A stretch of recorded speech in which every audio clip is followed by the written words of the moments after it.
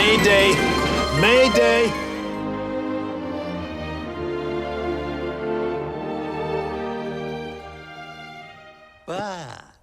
But there are no cats in America, and The war is over for me now, but it will always be there the rest of my days. Hey, this is Sid and John, and they are The Sex Pistols. I don't know how long my dinner's gonna take, but would it be possible afterwards to have a drink? No, it wouldn't. You're from the neighborhood.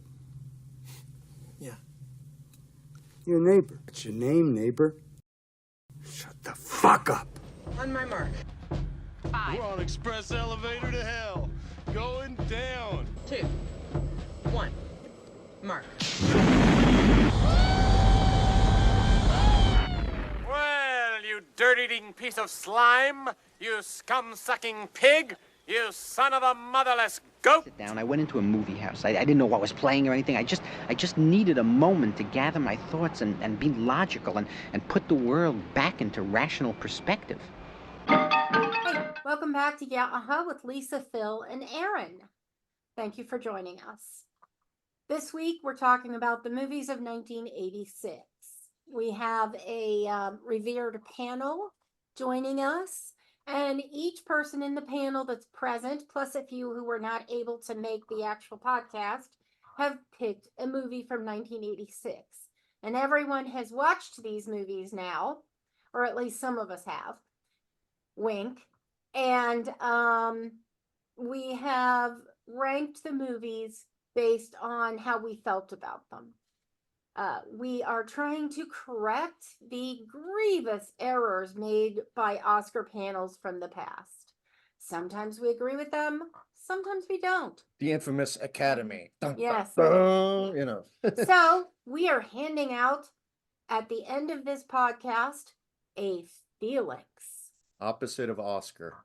Yep. That's how we feel about the Academy Awards. Felix are emotional movies. Right. So, thank you, panel, for joining us.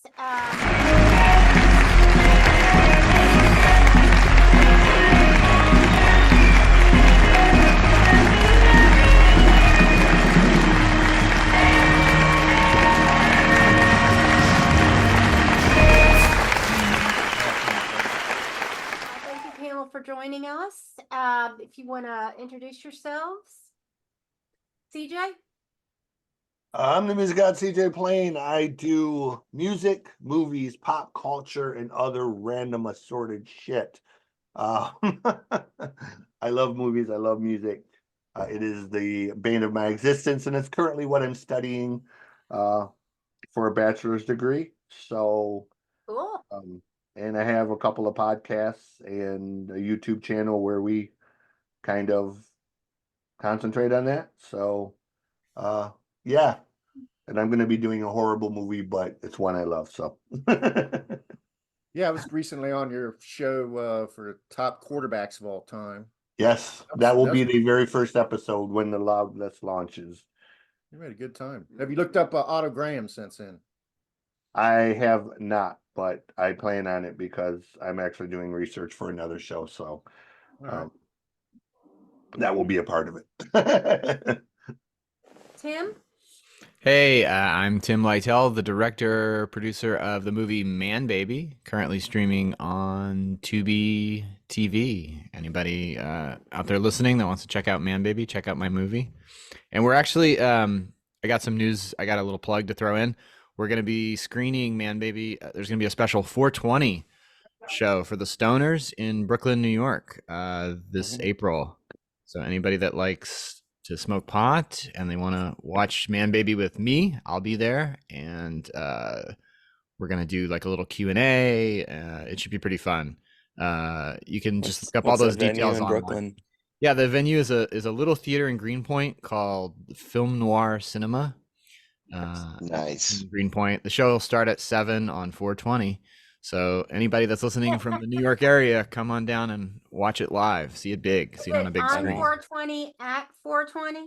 On 420 at 7 p.m. I could just come for my birthday. Is your birthday 420? Yes, it is. Congratulations. The stoner's birthday then too. So. And I actually don't smoke, so yeah, neither do I. But I thought this would be a good event, and the people who run the theater were very kind to they wanted to do kind of a weird movie event. So it's gonna be weird. It's gonna be fun. Hey, Chancey. Excellent. Jeremy. Chancey, if you want to introduce yourself. Hey, Jeremy. Speaking of a target audience, Chancey. What you got? Hi. I am Chancey. I am the hidden hand, part of the dynamic duo for Maniacal Music Musings. You'll notice the very confused person somewhere on the screen looking around. That's the heavy lifter or the heavy hitter for the show. It's a musical review show, 3 albums reviewed, top 5s, honorable mentions, Spotify, YouTube, all the locations and stuff. I am here to fight CJ for the fucking last place selection, baby. That's what's up. All right. We'll look forward to that. How about you, Jeremy? Uh-oh. Your fucking audio sorted out, mate. We got an audio problem. The USB problem, not an audio problem. There we go. There we are. There we go. Only as smart as the person using it. All right, plug it. No, it's a USB port problem. It's not an audio problem. USB ports are pretty fucked. But yes, the heavy hitter from Maniacal Music Musings is here as always. Just, and yes, I'm the heavy lifter, Chancey. Someone has to lift this heavy thing through my legs. Come on now. And someone has to carry your ass. I do that a lot. But I am also the host of Paranormal on my own there. We'll see. But I am also the host of Paranormal New Normal and the co-host of The Asylum with Harley and Joker. All right. Excellent. All good endeavors, all great creative people we have here, perfectly qualified to determine the best movie of 1986. We have 6 guests and 18 movies. So if there's a movie that you didn't choose that you want to step up for, each of us will give a little, why did we pick our movie? And then I think after... for this one, everybody that didn't show up or send a ranking, I'm going to just give them one first place ranking for the movie they nominated. Okay. Wow. Okay. Cool. That first place ranking is worth what? That's like how many points?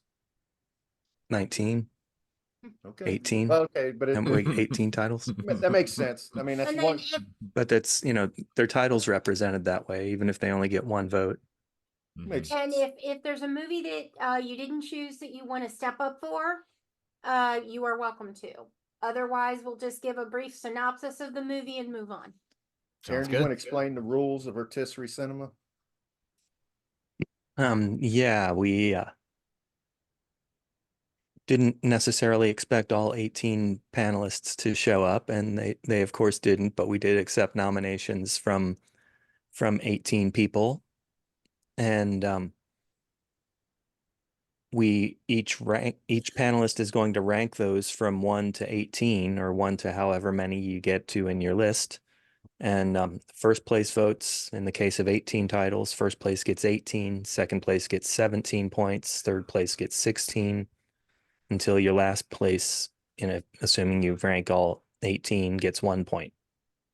And the one with the highest amount at the end wins. All right. The Felix. Cool. Very good, Aaron. All right, so let me go over a few of these pop culture things before we get started. We'll just go through this real quick. In 1986, Ronald Reagan was in the middle of his second term. He was president from January 20, 1981 to January 20, 1989. His Soviet adversary at the time, I guess, or Mikhail Gorbachev, actually. You call him an adversary? I don't know. Their relationship was a little, that was the beginning of glasnost and perestroika, and the beginning of restructuring. The deterioration of communist Russia at the time. Of course, we mentioned the Challenger space shuttle disaster on January 28th, 1986. Krista McAuliffe was on board that. 73 seconds into liftoff, it blew up in front of an entire nation and a congregated group at the probably Kennedy Space Center. I think that it was in Florida, I believe. and that was a terrible, terrible event. It was very memorable all the way up till like 911. It was probably one of the greatest national disasters we've ever experienced. But Yeah. it was the beginning of Hands Across America on May 25th, 1986. People joined hands in a human chain across the United States to raise money to fight hunger and homelessness. Hands up if you were there. You were there? Yeah. All right. Fantastic, Lise. Yep. Proud of you. Right on. Halley's Comet returned in 1986. That was eventful for me because my grandfather was born on the previous appearance of Halley's Comet. I think it was 1901. Wow. Yeah. Launch of the Oprah Winfrey Show, which is kind of an important marker, considering her destiny. Rise to power. Yeah, right. I was gonna say some potentially unknown person you might have heard of named Oprah Winfrey. Right, right. Yeah. What year was The Color Purple? Is that 85 or 84? 85, I think. I think it was in the last one of these. I was gonna say it was on the list of one of the last couple ones we did for sure. It's 85. Yeah, so just like 1 year later, she's Oprah. Wow. Right.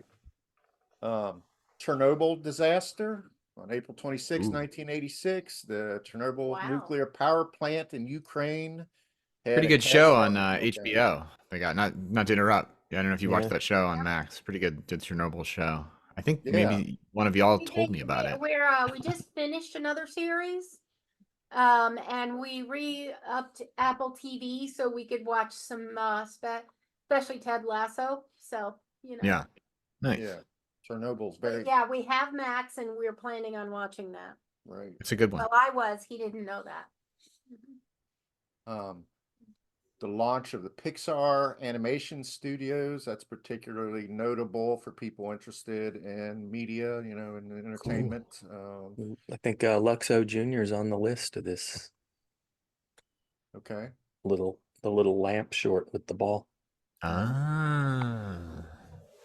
Very cool. And this I don't mean it was nominated, but it's on my larger list of movies of 1986. Okay. Aaron, do you want to run down some of yours when I'm done here? No, I don't mean it was one of my nominees. I just mean it was a title of 1986. Ah, okay, gotcha. The short that became the logo. Gotcha. Okay, so I'll just close this out. Some of the other notable world leaders at the time were Margaret Thatcher, Prime Minister of Great Britain, serving her third term. Helmut Kohl, who was the leader of West Germany during the time of German reunification, and Corazon Aquino, president of the Philippines. Very, became president. Most corrupt president of all time. Pretty much. Yeah, right. The shoes. I remember all the shoes that the wife had, right? That was a big Imelda story. Marcos. Imelda Marcos. Was that the same person or No. different?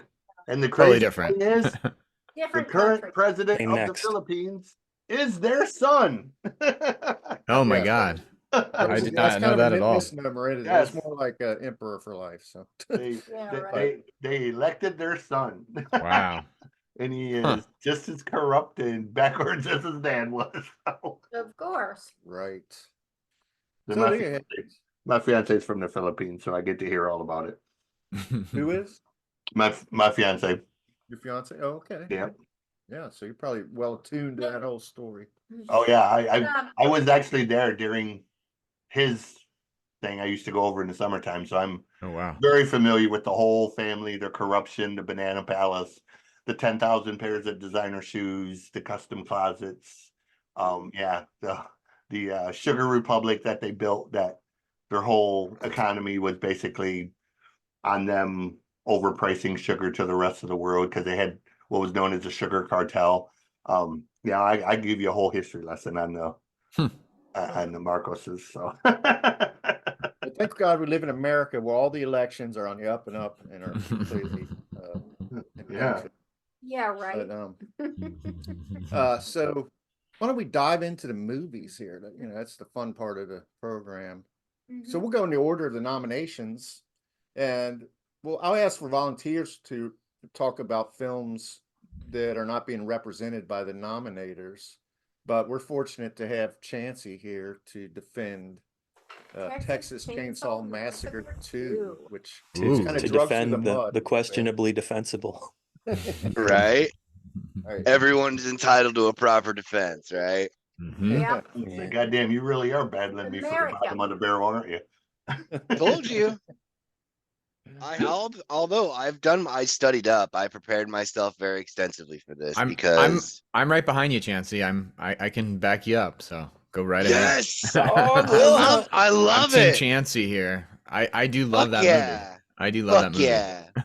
All right. All right. Many people So are aficionados of bad movies. I'm super stoked about that because so Tim will totally, especially with his career path and everything.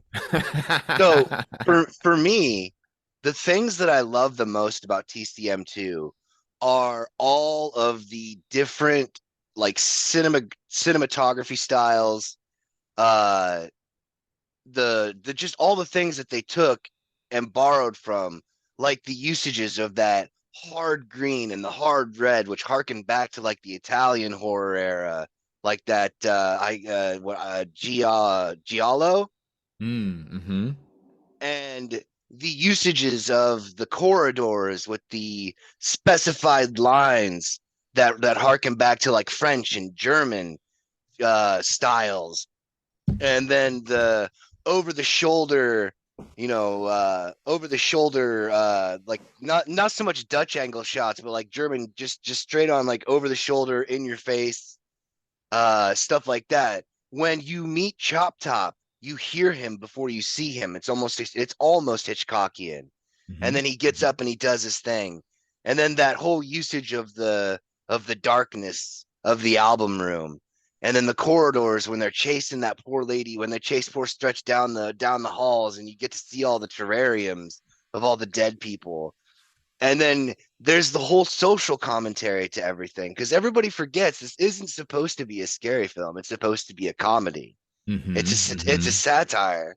It's literally a satire on 80s culture. It's a satire on the slasher genre as it has been created up to that point. And it just delivers so well with so many great things, like the ability for them to get Jim Seedow back on the list, and Dennis Hopper, of all people, trying to make his comeback from his fall from grace. And then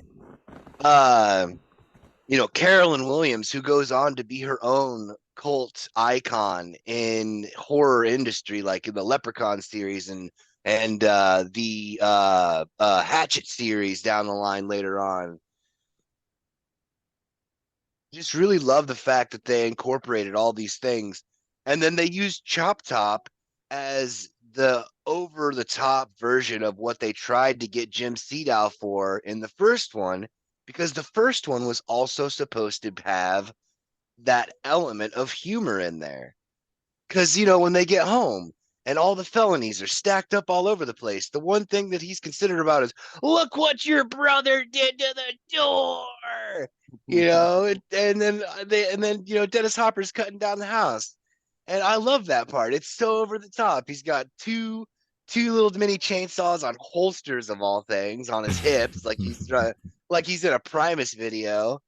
And then he's got this monster chainsaw running through. I'm telling you, it's like there's so many things. That's your time, Chance. Dropping the gas. Yeah. Aaron, he was waiting. Like, nope, cut it. This is shit. I let you go on for a while. I hadn't set it's 2 minutes. I put on 2 minutes and 1 second and let it fire. Well, yeah, but you were going for probably 20 before I said, "Oh yeah, I better set that thing." It's hard to stick to 2 minutes, Chancey. I feel you. Yeah. I echo all those comments. But I think he got most of his key points Yeah. in, and everybody gets 1 minute to back him up or I can feel his enthusiasm, radiating from that. 1 minute for Phil. Definitely. Argument there, and he made some good points. I listened to your episode on an evening at the movies, I think it was, where you discussed this, and you talked about some of the nuance, like the poster The poster Yep. was the same coordinates as far as the way the characters are positioned on the cover art as for the Breakfast Club. The Breakfast Club. I did know, Interesting. I overstated my protests for this entry basically because Chancey had persuaded me so easily in the past. I was like, I can't let him have this one. I mean, this movie is a low budget piece of crap, but it does have ambition. And it has gravitas in the way it's been, the way it's inspired For sure. so much. Should I use up the whole minute or? I'm done. Okay. I particularly like in Texas Chainsaw Massacre 2, just the fact that it's like the 80s culture thing that you're talking about, Chancey. Like the fact that it's a sequel, right? And like everybody wants sequels and everybody wants to like do the sequel thing, and then they give you that for your sequel. It is kind of like not only is the movie supposed to be a comedy and funny, but it is like a joke on the first one. It's like, okay, you want a sequel to Texas Chainsaw Massacre? I'll give you a sequel, and here it is. It's going to be this kind of this. The big first joke. one was the hippies, and this one was the yuppies. Yeah. That's great. Wasn't the first one like 8mm film or something? I mean, it was like 16. Really... I think it was Super 16. Yeah. Yep. He's right. He's right. Well, I Super think 16. we I need think. one for the millennials then. Oh, there have been like 10 of them for millennials now. Oh, but Texas Chainsaw. Yeah, Texas Chainsaw. There's been so many. There's been a lot of reboots and remakes. I think Yeah, the newest that's one. Tim's minute. Who wants this minute? I want it to just be like 20 millennials on their phones. Actually have that. They literally have that. In one of the more recent ones. Yeah, there's this one. Yep, they got this thing where they're trying to buy up a town in Texas and make it into some type of off the grid kind of thing. It's the Netflix version. They have a whole bus full of millennials all on the bus and doing their thing, and Leatherface comes on and kills somebody, and then one person has the audacity to be like, "You are so canceled, dude," and then he proceeds to just fucking kill everybody. Okay, good. So we're deep into Lisa's minute now. She's got about 20 seconds left. No, I'm done. All right, Lisa. I'm sorry. Anybody want a on minute Tim. here on CJ? Tim, You want a are minute? good? No, I'm good. I'm good. Jeremy? Well, I have to be good. I want a fucking minute on this movie. There you go. Go. Because I will give it one thing. It's better than the fucking first one by 20 times. The first one is fucking boring as shit compared to this one. I mean, Texas Chainsaw Massacre 2. Leatherface's lust. That's basically what they should have called it. To watch him literally dry humping a girl with a chainsaw is something I'll never get out of my head for the rest of my life. Thank you, Chancey. And I'm sure it's inspired already countless artwork in this world, but I made it to make some of my own. Jesus Christ. I mean, this one was actually entertaining, and Chop Top's lines are in a lot of rap songs I like. So I freaking you screwed up my Sonny Bono wig. Like and on Primus's Jerry was a race car driver. Yeah, I'll put that in my minute. And I mean, it wasn't horrible. It wasn't horrible. It's definitely it's about halfway down my list of rankings. There's a lot worse movies I had to watch for this. So 4 and 3 and 2 and 1. Quick fun fact. You're welcome.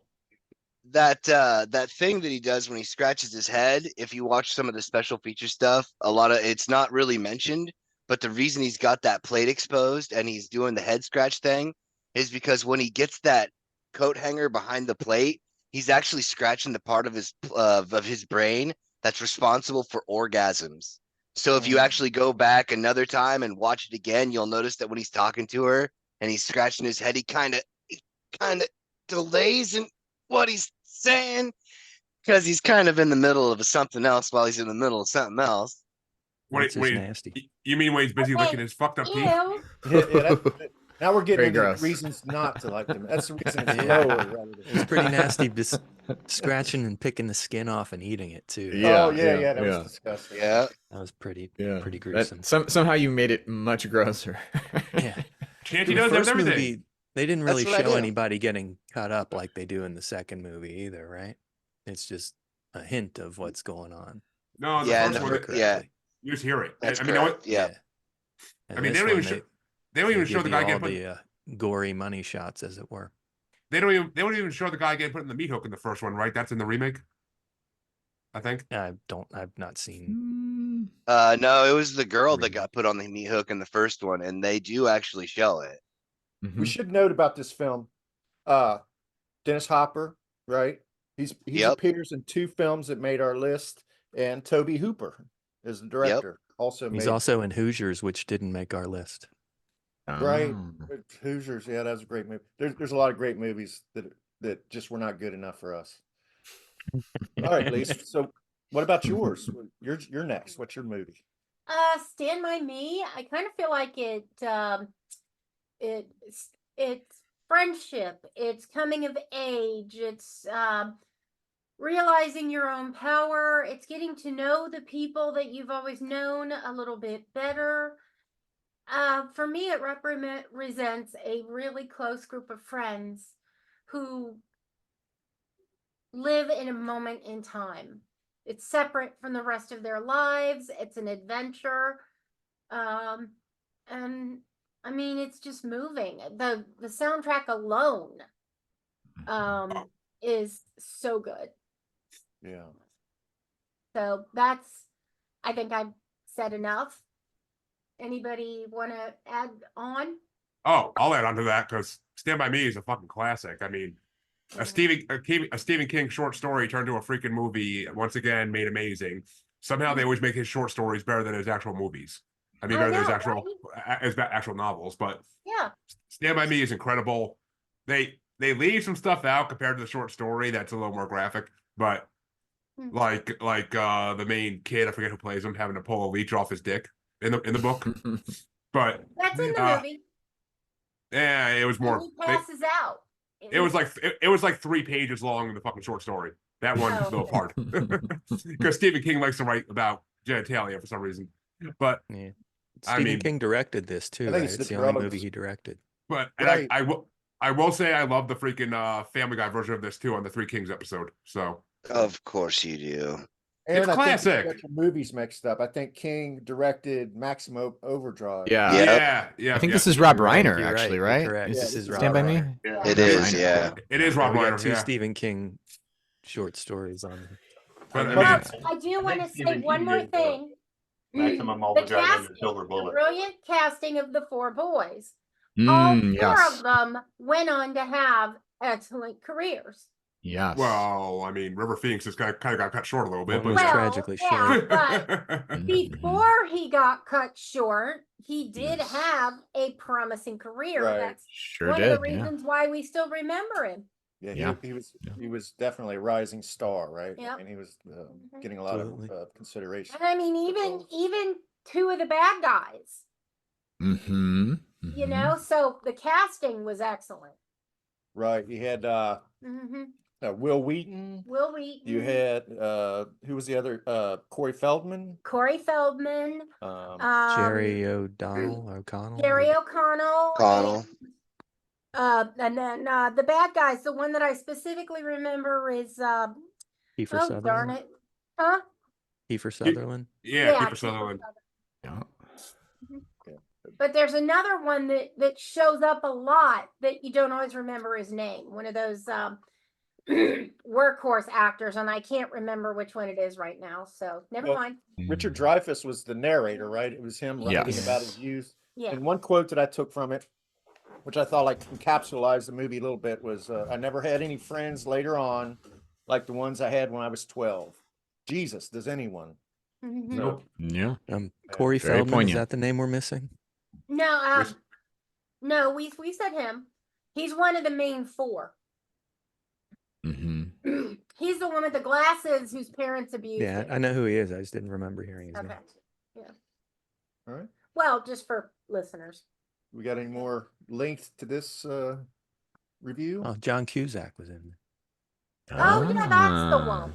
He's the older brother, right? Yeah, that so dies. his older brother. I was thinking he was one of the Denny's bad older brother. guys. But Gordy's Believe older we brother. forgot him because he was the dead older brother. The dead older brother. Yeah. I can't believe you forgot him because I found a picture of him under your chair the other night. Really? Yeah, Tuzak. That's okay, hon. You can credit him for some of the joy in your life. Okay. All right. So moving along, is there anything else anybody wants to say about it? I think the biggest thing about this movie was just a testament to sort of, it demonstrates how feral we were as kids in the 80s. Like just doing our own thing in groups. I mean, not running away, but telling our parents we're going to be down the block when we were 5 miles away, doing crazy shit. And I mean, it really just kind of demonstrates how independent and crazy we were as teenagers and kids. That's a great word. Yeah. That's a great word. I was kind of We had free insular, a little bit introverted, and loved to read. My mother would literally kick me out of the house at 20. Okay. So what I do is I'd throw a book out my bedroom window and then go grab it and find some place to read. Well, it kind of seems like you have a kinship with the Sandlot, the movie The Sandlot. Yeah. I like that movie too. But yeah, with the writer narrator thing going on. Yeah, just the tone of it and everything. The group of kids who, talk about, how it's a moment in time and they're all so together and so, us like a club, and then you see the club kind of falling apart after, with the narrator. Yeah. All right. It's full nostalgia. Mike Hilbig is the author of The Chooser. He's the chooser of the next film, but Blue Velvet. I'm going to mention his book. Okay. Oh, sorry. Go ahead. I'm sorry. What is the name of his book? Other White Lies. Yeah. Judgment Day and Other White Lies. Mike's working on his There you second go. book. Yeah, Mike is working on his second book now. His band is Big Fan, punk rock band in Houston. But he selected Blue Velvet, which I thought was really good. Does anybody want to open up on Blue Velvet? It is one of the most strangest fucking movies I've ever seen in my life. Oh my god. Baby wanna fuck. Like, Jesus Christ. Like, that movie is twisted and bizarre on so many different levels. I mean, it was good, but it was just kind of like, what am I watching and why? Like, it almost made Texas Chainsaw Massacre 2 seem like normal. It was twisted. It was sick and twisted. There's no doubt about it. But you get naked Jamie Lee Curtis. Yeah. Was Jamie Lee Wait, Curtis? you're talking about He's in Blue Velvet, right? Or am I thinking? No, that's not Jamie Lee Curtis. Oh, That's you're thinking of Isabella Rossellini. Isabella Rossellini. Yeah. Right? Okay, I'm thinking of a different movie then. Her name was on the tip of my tongue. There's one with Jamie Lee Curtis that's similar to Blue Velvet. Blue Velvet is. I know what movie you're talking about. Ingrid Bergman's daughter. You're thinking of True Lies, maybe? True Lies. She does that. There's one way before that. Okay. No, Blue Velvet. I didn't really like the first time I watched it. Like, I thought it was. I didn't know that it was like too weird, but I like was kind of like a little like meh on it. But I've come like over the years, like I've watched it a bunch of times since, and like I really like it. I think it's really, really good. I think it is very it's got that, like, I don't know if we've talked about it we talked about it maybe on the last one about like 50s and 80s stuff kind of combining, right? Like with Pee-wee, we kind of talked about that, and it's like Blue Velvet's got, like, it feels like it's kind of like the 50s, but it's also kind of the 80s, and that was kind of like a thing in the 80s where like it was like nostalgia, but weird nostalgia, and I really appreciate that about Blue Velvet, and it's very atmospheric. The villain though, oh my god, like that's one of the, like, that's like he should have been nominated in the fucking villain rotisserie cinema we did. Like, Jesus.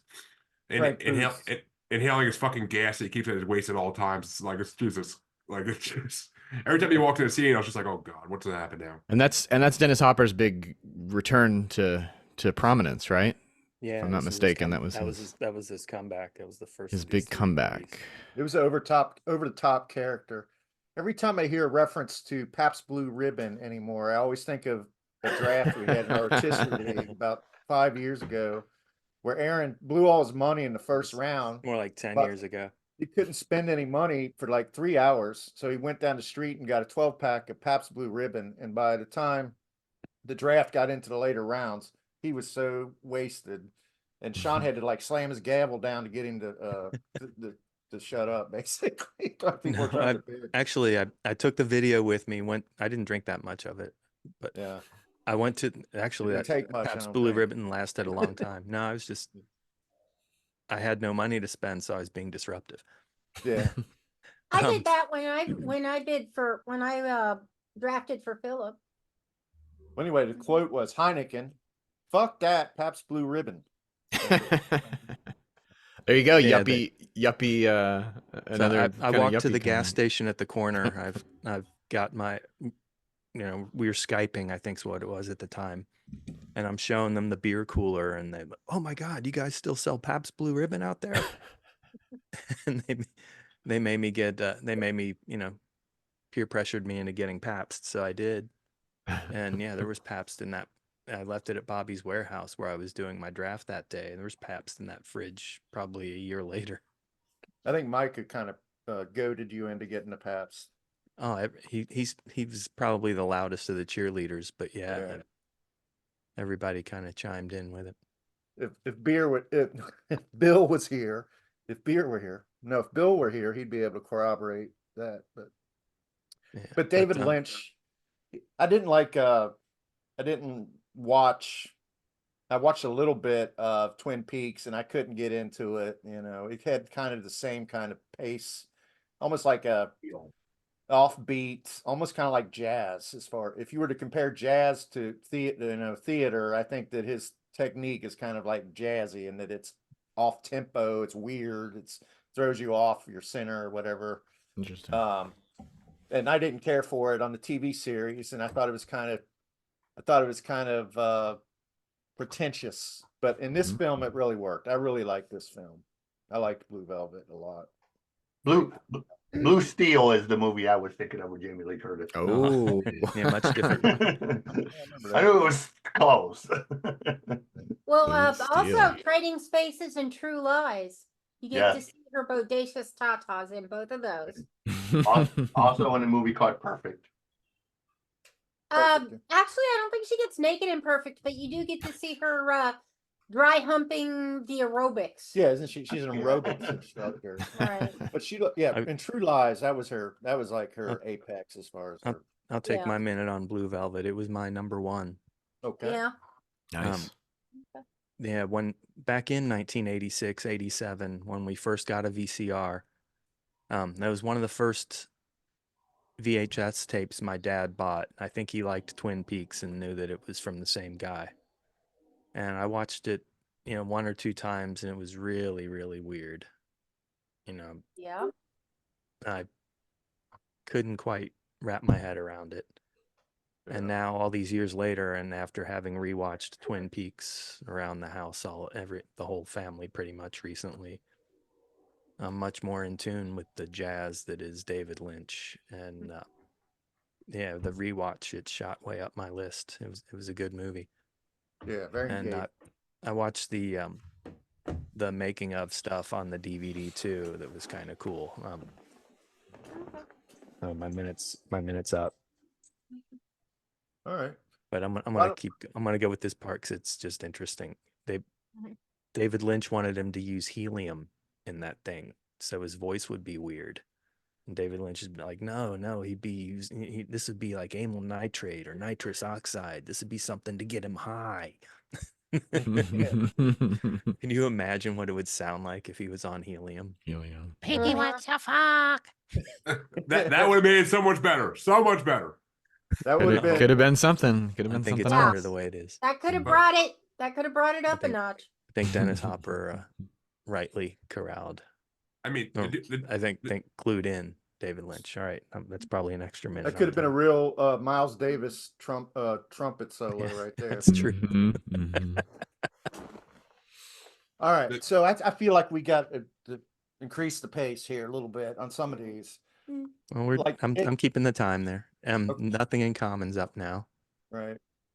Anybody have anything to say about it? Yeah, that was actually a really good movie I never even heard of. Like, and it's surprising that I didn't hear a Tom Hanks movie, but I mean, it was a really good movie about parent-kid relationships as they get older, and it was just a really. I mean, I love who plays the dad. I can't remember his freaking name, but Jackie Gleason, right? Jackie Gleason, yeah. Yeah. I honestly didn't recognize it was him until I freaking saw the credits at the end. I'm like, that was Jackie Gleason. That must have been like the end of his. That's the end of his like life, I'm guessing. Last movie. Yeah, he Last didn't movie. live much longer. Yeah. I was saying because I mean I love Jackie Gleason and Caddyshack too, but I mean that looked nothing like him. So, I mean it was a good movie though. I mean it's classic Tom Hanks 80s. It's always a good movie when in the 80s with Tom Hanks. So Yeah. I Hanks, enjoyed it. Hanks and Gary Marshall teamed up on A League of Their Own as well later on. It also spawned a big hit called Separate Lives by LD's favorite artists Phil Collins and Marilyn Martin. Hanks improvised a lot of the lines in the film, apparently. And the only other note I really had that I thought was notable is that you did mention Jackie Gleason, Jeremy. The last line he ever spoke in a film was, "You're the last person I thought would ever come through for me." Yeah. Saying to his son, Tom Hanks. So that's notable. I'll take a moment. Okay. I do feel that this film kind of marks an almost, it gives us the hints of the drama capabilities that Hanks had moving forward. Yep. I feel like it's one of the first films where he wasn't just a funny kind of a clown. Yeah. Mm-hmm. Mm-hmm. I mean, he was funny. I mean, that's given. But once you know you've got if you know you've got comic timing, the likelihood is you're going to be a decent drama actor, as we know from Robin Williams. Well, I mean, and I think Big came out a couple years after this, didn't it? Yeah. Yeah. Okay. So yeah, that is the first. I mean, Bachelor Party sure as hell had no drama moments in it, really. So no serious moments. So. And for me, Big also kind of represents the Gen X, children, feral child ideals. Mm-hmm. Yeah. He started off in Bosom Buddies, right? Portraying a woman. He played, he portrayed Peter Scolari. Yeah, with Peter Scolari, and he was kind of the comic relief almost. In some ways. That's not They were both correct comic term. relief. They were like in drag, right? He wasn't portraying a woman. He was wearing. They had to wear women's clothes to live in an all women's building because the rent was like Three's the rent was Company, too but damn high. Instead of But Scolari played the sort of straight, Yeah. yuppie guy, he and played Tom it a lot Hanks was more of straighter. the Yeah. fun one. Not to Yeah, say Tom Hanks he was the cad. Tom Hanks was more of a he was Right. hornier. Yeah. Yeah, But he it was was- trying to sleep It his was way like to the building. it was and like pop- Three's Company, except instead of pretending to be gay, they pretended to be women. Right. Very similar. Yep. The Susan B. Anthony apartments Yeah. or residences or something where they lived. Some hotel for single ladies or something to that effect. Mm-hmm. Yeah. I remember Nothing in Common watching that it's like very sad. I remember it really making me sad as a kid. There were watched it in a while, definitely though. sad moments. What was Yeah. it in particular that made you sad, Tim? I can't. tone. It's probably just the tone. Probably seeing Tom Hanks in a dramatic role as a kid because I knew him from Bosom Buddies, and then all of a sudden he was in this like serious movie. And it's not a serious movie, but it was a more adult movie than Bosom Buddies, I think. And, It's not what you expect when you see Tom Hanks and Jackie Gleason on a poster Right, in 1986. Well, it's watching his family, the family that he wasn't even paying attention to dissolve. It's seeing his father lose his foot. Mm-hmm. And Gary Marshall for that matter too, because I feel like as a kid, like I was like vaguely aware that like Gary Marshall was a funny TV guy, and He was Happy Days and Laverne and Shirley. right. So that was kind of on my radar, I'd say. So that's a little bit of a change. I should watch it again. I should go back. It's probably on Tubi, right? I should check it out. It was on. not. It was on something. I know I didn't pay for that one, so it's on Yeah, something. it's got to be free. I'm sure. 'Cause Oh, it's an I- old I got on I got it YouTube. on I got it at the library. Right it on. might be on one of those classic movie plus like apps that like smart TVs have, because I think I watched a lot of these movies on that. Could be. Yeah. It wouldn't be a Gary Marshall movie without Hector Elizondo, which Oh yeah, seeing him in that was freaking amazing. I love him as a boss in anything. He's always hilarious. I liked the mom. Eva Marie Saint was good in it. Mm-hmm. And Celia Ward looked great in it. Classic Hollywood. I just love that he literally is like just getting laid, and all of a sudden his dad leaves a message like, "She walked out on me," and it's like that'd be the worst possible timing in the fucking world. Worst possible timing. That's why people don't have voicemails like freaking answering machines anymore. Right. Yeah. Yep. All right. Ruthless People. This was Amanda Kohlhofer's. Ooh. I couldn't watch this. It cost money, and I didn't have money at the time. I'd seen it. I'd seen it back in the day, and I forgot I had seen it because I started watching it again. I'm always, I like anything with Danny DeVito in it, and Bette Midler's good. Judge Reinhold's kind of the perfect choice as the bumbling kidnapper because even in what was that movie with Phoebe Cates? Fast Times at Ridgemont High. Yeah, even in that, he's sort of like the nice guy, passive guy, and he was like the perfect guy to be the kidnapper in this because their heart really wasn't in it. They were never going to do what Danny DeVito hoped they would do to his wife. But he was really good, in that kind of on one track character, Sam Stone.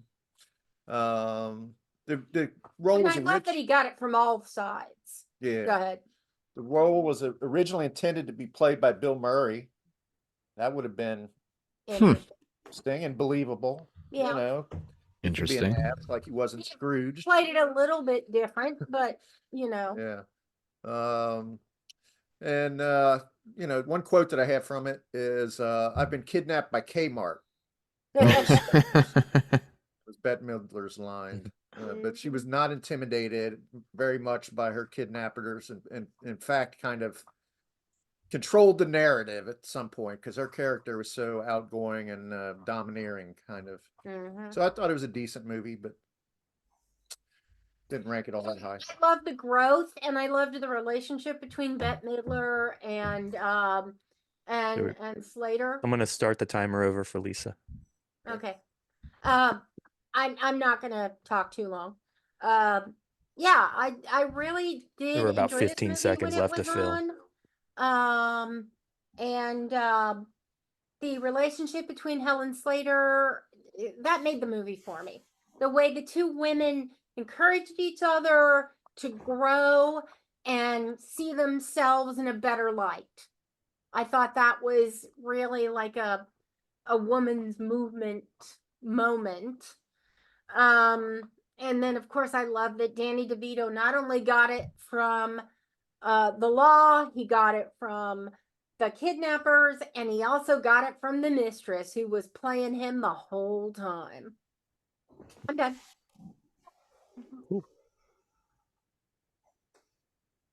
Anybody else on Ruthless People? Yeah, good enough to say on that. I don't have anything. I just thought the movie was funny. Yeah, it was. All right, Forrest. Yeah. So let's move on to. I'll give a few seconds on it. I just like sorry, Phil. I'd seen it and forgotten I'd seen it, and yeah, it was really funny. That I thought Bette Midler was great in it, and Helen Slater was really good in it, and yeah, probably ranked it. I don't know, it might be in my top 10. I'm not sure. But yeah, dug it. I'm done. All right. So Tiffany's pick was Maximum Overdrive.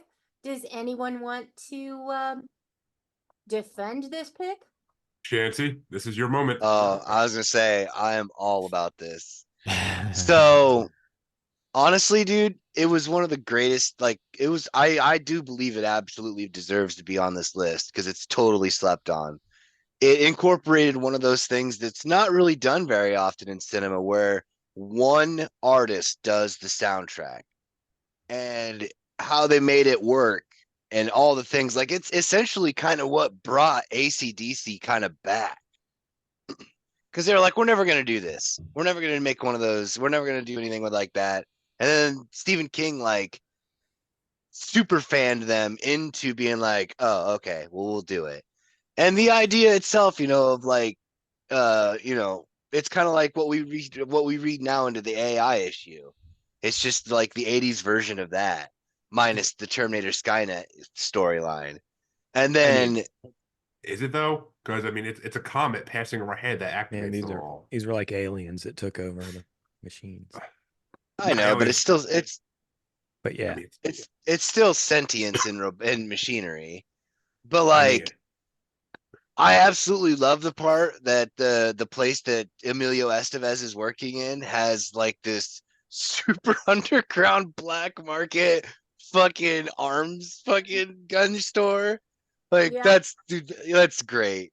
And then you got the guy who played Commissioner Gordon in Tim Burton's Batman as the creepy gas station guy. Come on.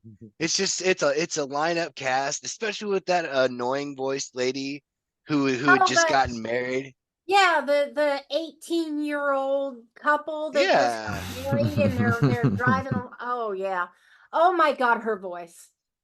And then the dynamic, like the part where the son, like, figures out, he goes through all of that and survives to try and get to his dad, and his dad all, just like, I don't even understand the premise behind why he's like, I get it. I guess you got to go try and find yourself, but you're blind, sir.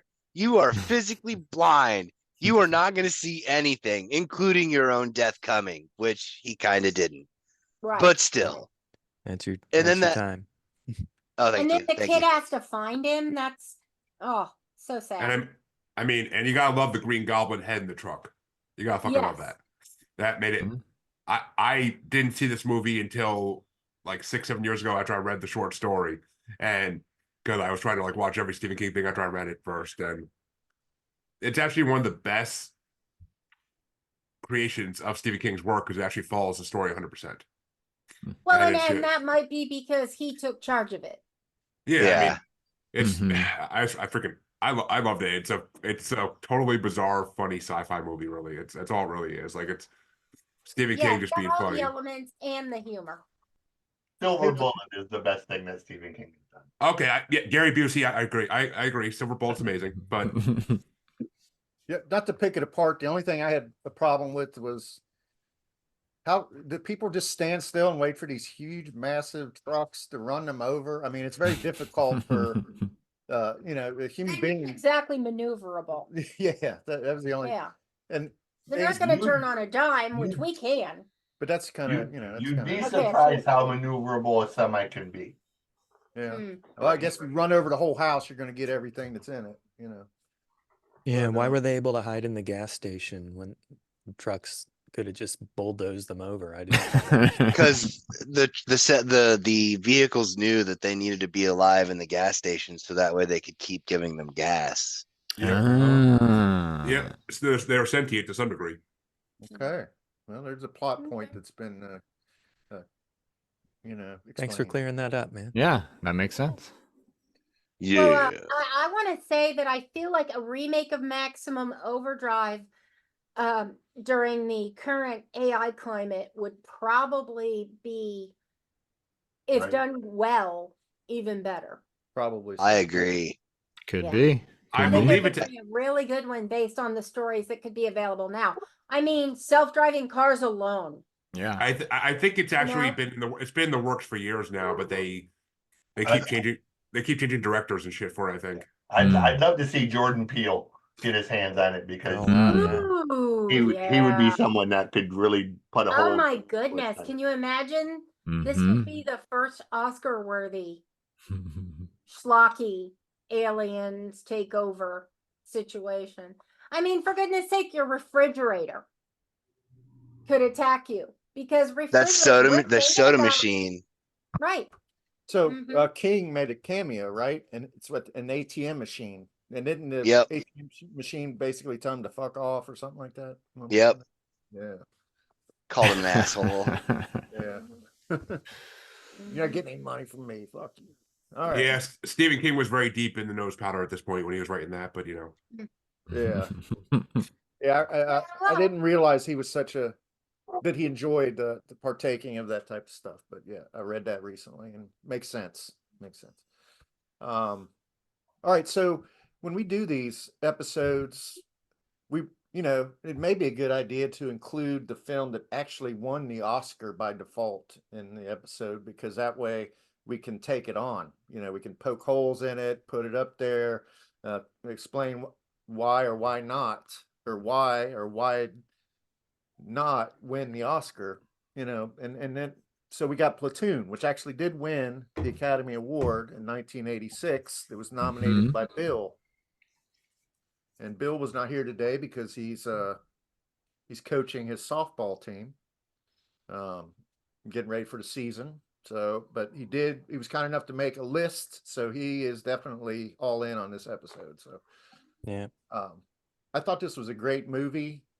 I felt like in the pantheon of war films, it's not the greatest war film. I've heard people say that it may be. I think it was a little bit too stuck in the 80s to really represent Vietnam as well as, it really did not go all in and recreating the for me at least, the feeling of a late 1960s, early 1970s Vietnam scenario. But wasn't Oliver Stone in Vietnam though? He was in Vietnam. Yeah. Yeah. In But fact, Oliver Stone is also very anti-war now. Yeah. A lot of his films were anti-war, Born on the 4th of July, that type of thing. But, had Johnny Depp, Forrest Whitaker, Kevin Dillon, Willem Dafoe, Tom Berenger, which I know that Bill was really enjoyed his character. I felt that Berenger was a good character, but it was a little bit one-dimensional. And the divisiveness inside the unit was a main point of the film, and he was a catalyst for that, and I thought that was good. But I can't really get in on a character that's that. I don't know why he was such an ass, but he was definitely a red ass for war, not that Berenger character. But so one quote that I have of it from Chris Taylor, who's the protagonist, is somebody once wrote, "Hell is the impossibility of reason. That's what this place feels like, hell." So I ranked it very high. It's a really good film, but in context. Well, I ranked it very low because I was so underwhelmed. I've heard so many things about this movie my whole life, and I'm just like, all right, I finally have a reason to watch it. So underwhelmed just by the storyline, by the action, just so under. I mean, Tropic Thunder has better action than this movie, for God's sake. It's like not. And it's hilarious. I mean, yeah, but I mean, I don't know. I didn't love. I mean, I'm not the biggest fan of military movies to begin with. I never have been, but there are certain ones that stick out to me that I freaking love, like 1917 and other ones as well. I just can't think of right now, but I like decent military movies. But this one was just the best thing about it was the freaking music. That was the best thing about it. I say Platoon wasn't supposed to be about the action though. It was supposed to be about the characters themselves, of how twisted they were and what war did to your psyche and made you. I know a lot of Vietnam veterans that are very much like Tom Berenger's character in real life. So, he did a really great job in portraying what that war did to your mind. I mean, I feel like they're best supporting actor nomination, him and Dafoe, and Hopper for Hoosiers. Dafoe played a good fucking role in it. He did, and so did Sheen. But I mean, Estevez, not Sheen. But I don't know. I feel like he was trying to follow up on Apocalypse Now, kind of. I feel like he was trying to go the same way as that movie, and I'm not even that big a fan of Apocalypse Now, honestly. But I mean, he was trying to follow up on something he couldn't follow up on because you couldn't beat like Marlon the only Brando. war movie I like, Apocalypse Now. You can't beat Marlon Brando's performance in that movie, like in any war movie. There's no way.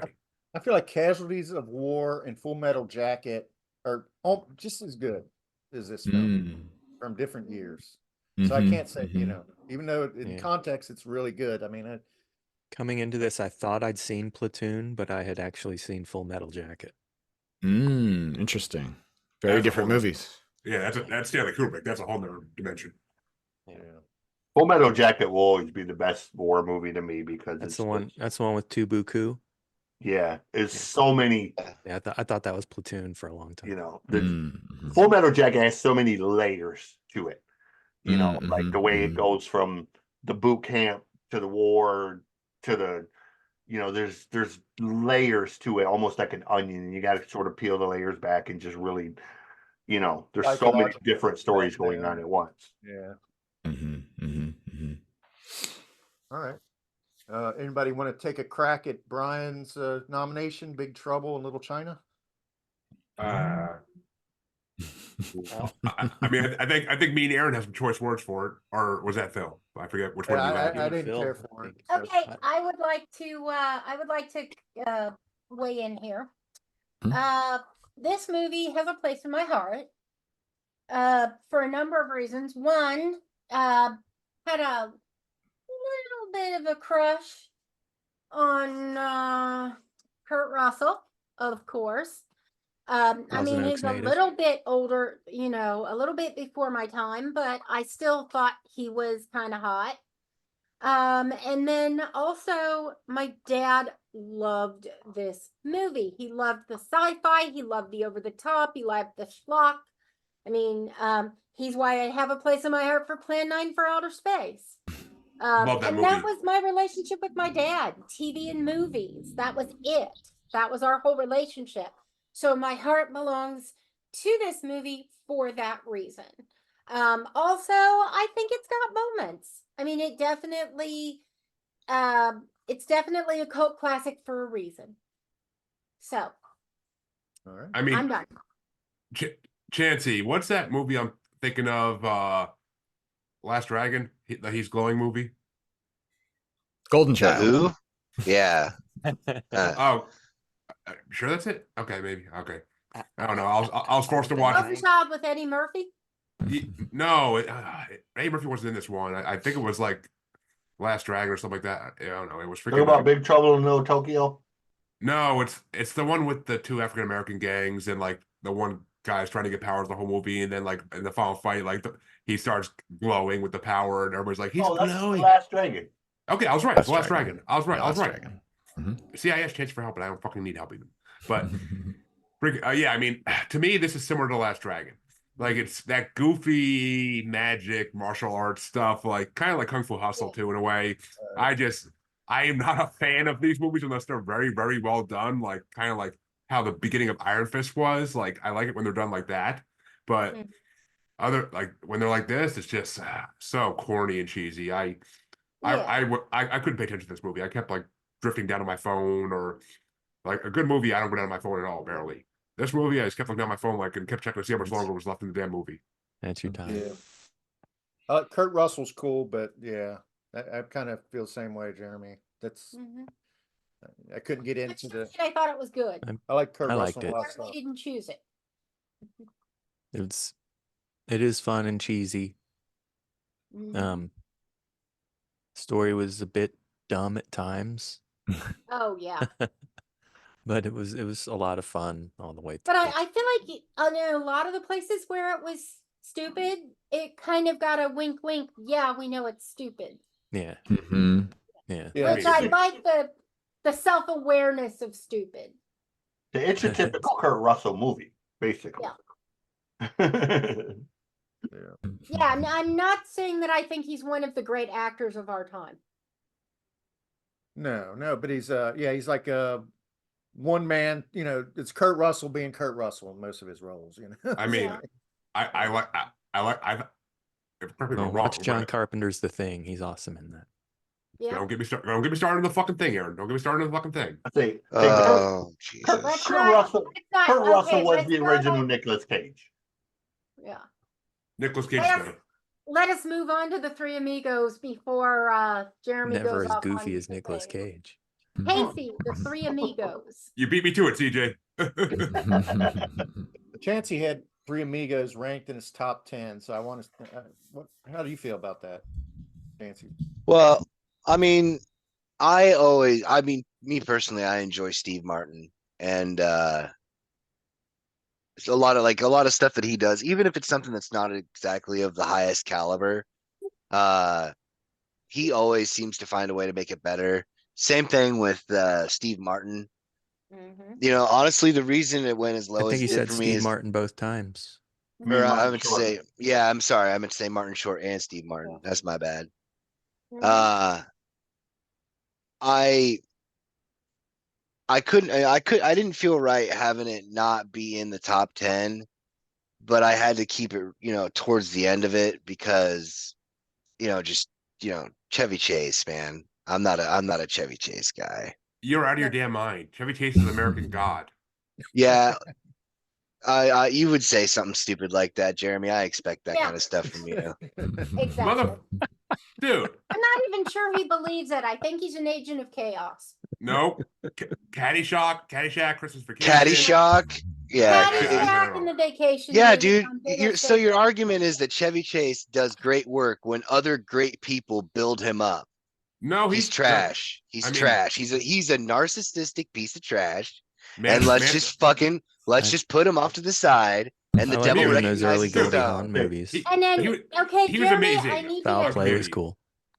Jeremy, I need you to give me a role. without Chevy Chase. Seems like old times was great. What was that, Lisa? I need you to give me a role where he wasn't Chevy Chase. Man of the House. Well, here. I don't know if I've seen that. I haven't seen that one. There's like two Is that Chevy the one with Chases. Jonathan There's the Taylor one in the Thomas? movie. Yeah, it's the one with Jonathan Fuck's Taylor sake, Thomas from the Jeremy. 90s. It's a Wow. I love that movie. Deep cut Yeah. there. Until I had a 10-year-old daughter at the time. That's one of my favorite freaking movies in the 90s when I was a kid. Nice. Fletch is great. Same time next year is great. There's like two Chevy Chases. There's the movie star who has the script written for him. He's able to execute, and it's funny. But then there's the talk show host. It's terrible. And then Oh there's my the God, that person was horrible. who's even worse. He's like, you can't work with anybody in Hollywood. He's like, nobody says a good thing about Everybody him. hates him. But, I mean, him on Community is freaking hilarious. Even going back to SNL, the Yeah, cast. but he was fired from Community because the rest of the cast hated him so much that they asked them to kill him. Here's a fun fact. It pertains to this. Chevy was only hired for Three Amigos because Dan Aykroyd was unavailable. Yeah, I read that too. Just proving my point there. Oh, this American God, Jeremy. Fucking check your idols, man, for real. Caddyshack is one of my top 2 movies of all time, dude. So yeah, he's definitely. I always a love good- Caddyshack, but it was just a cocaine-fueled Yeah, but Caddyshack romp is the that was exact lightning same in a movie with or bottle. without Chevy Chase. Yeah, it would have been just as good with or without No. Chevy Chase. His Chevy Chase role brought is completely nothing. irrelevant. Ty Webb brought all the characters together in that movie. He tied the whole thing together. He was like the main thing, all the web connected to. It was like the all dude's other rug. characters. Yeah, but that character was Fletch, and Fletch was that character. It's I mean, Fletch. they're Fletch is classic indistinguishable too. I from do me. love Fletch. Yeah, And Fletch that is is all him ad-libbing, really. Mm, With the Harry S. Truman stuff, it was funny. yeah. The one quote I have from this movie is, in a way, all of us has an El Guapo to face. For some, shyness might be their El Guapo. For others, a lack of education might be their El Guapo. For us, El Guapo is a big, dangerous man who wants to kill us. I think that was Steve Martin's character who said that. Yeah. I And mean, I honestly, in this movie, I kind of find Chevy Chase forgettable. See, everybody I talked to at my job about this movie when I was watching it, again, because I had to rewatch it, everybody always said that Martin Short is the downfall of the movie they can't stand. They said they say Chevy Chase and Steve Martin are amazing, but they can't stand the Martin Short character. Wow. Really? I liked him. I mean, Martin Short's okay to me. Yeah, I've never time's been a up, big but fan. I'll take over. I'll tag in. Martin Short's annoyed me for a long, long time. That's refreshing, Aaron. I got 50 seconds. Refreshing to hear. Yeah, I do like that show with Steve Martin and Only Selena Merge. Gomez. Yeah, only Merge in the building. In spite of him, not because of him. Yeah. Mm-hmm, But Yeah, something about him just has always rubbed me a little bit the wrong way with most of his characters, Ed Grimley and all that stuff from back in the day. He's trying a little I bit must too say, hard, I feel like. That's exactly what it is. Yeah. He's trying Yeah. too hard. And yeah, what was that guy when Dana he wore Carvey? the No, he had a fake talk show and wore like a big fake suit. Glick. Jiminy Glick. Jiminy Glick, yeah. The Jiminy Glick show. That was annoying, but I don't know, it was kind of him outside himself. It was fascinating to watch, even though he bothers me so much. I also liked that for the same reason that I also disliked that. It kind of reminded me of a wrestling heel.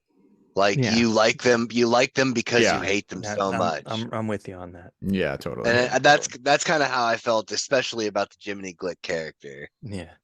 But like Inner Space though is a great fucking movie for Martin Short. I mean, Yes.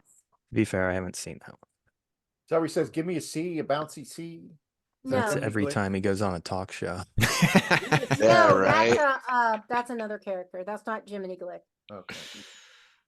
And yeah, I agree with you, Aaron. Well, let's. I'm I find him annoying.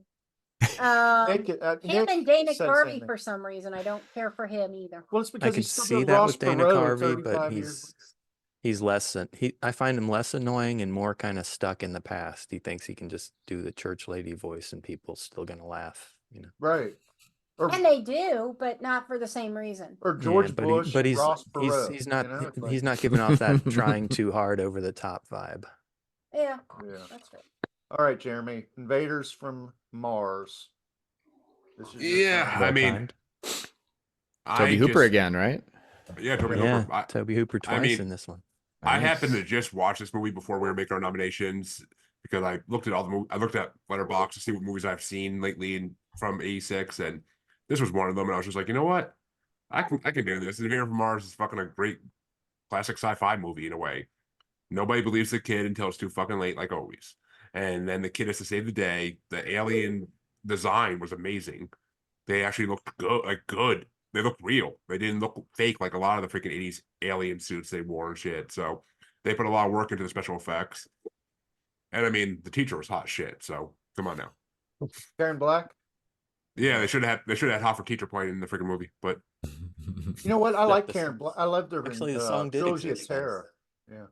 But, I mean, I don't know. I like it in the idea that like his parent, like the drilling on the back of the necks, like that's the way you tell. And like people all of a sudden are wearing band-aids on their neck, like something you never see in real life. And it's hilarious. Like Everybody's Marcellus Wallace all of a sudden. I Yeah. mean, it's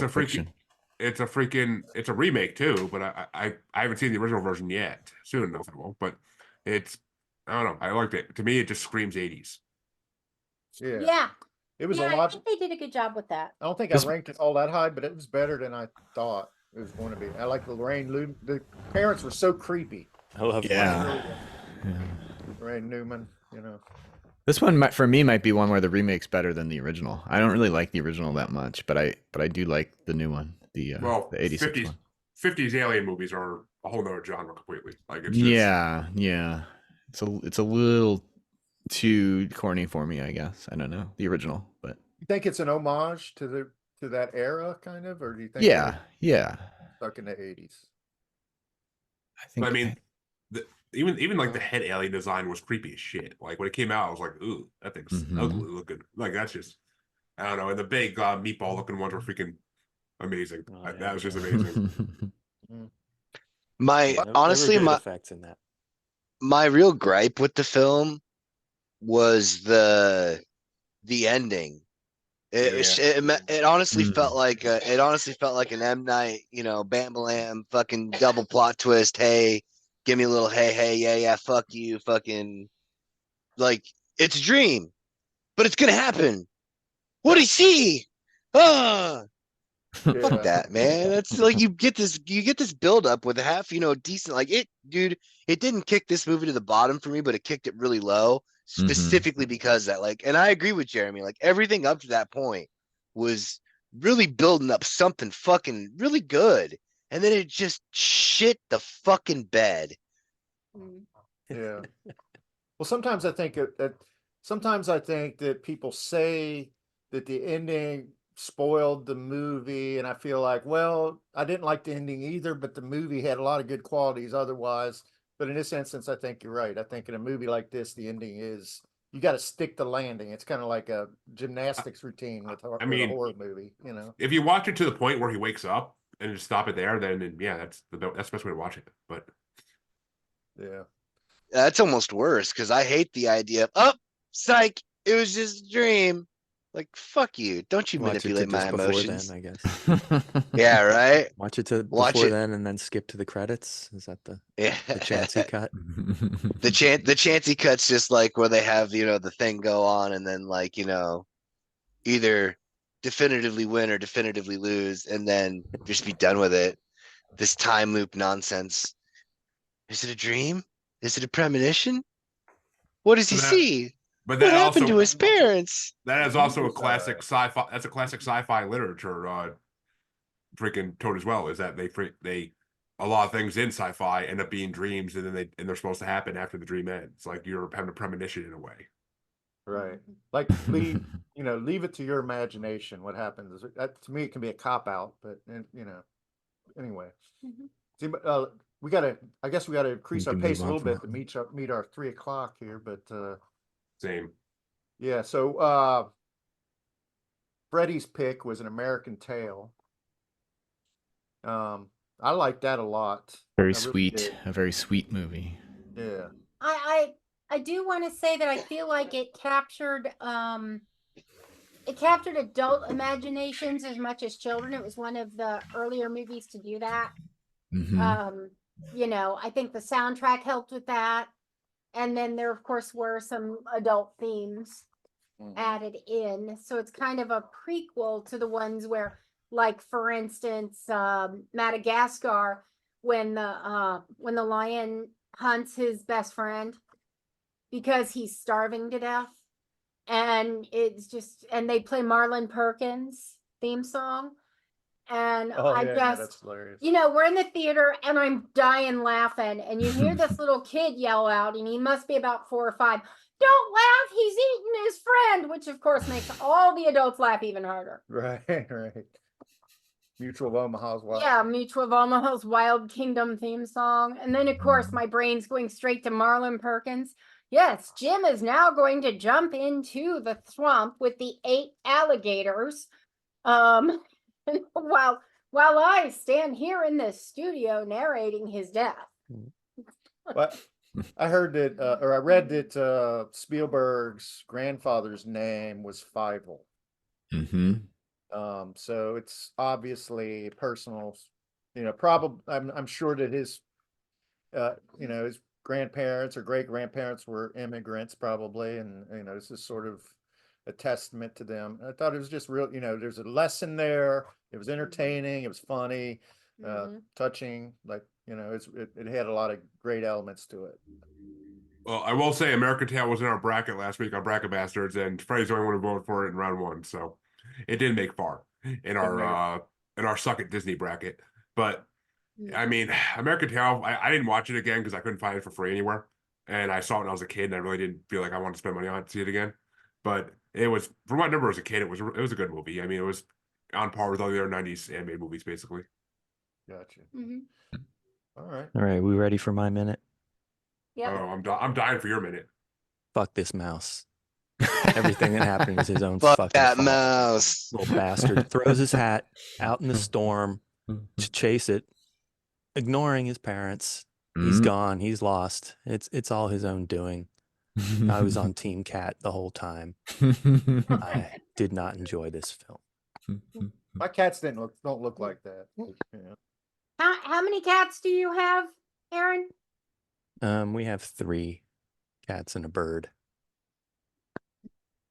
That's all that tall putty tat. So a mouse in your house is pretty much gone. God, I hope so. All right, what Tim, they're this for. is your turn, man.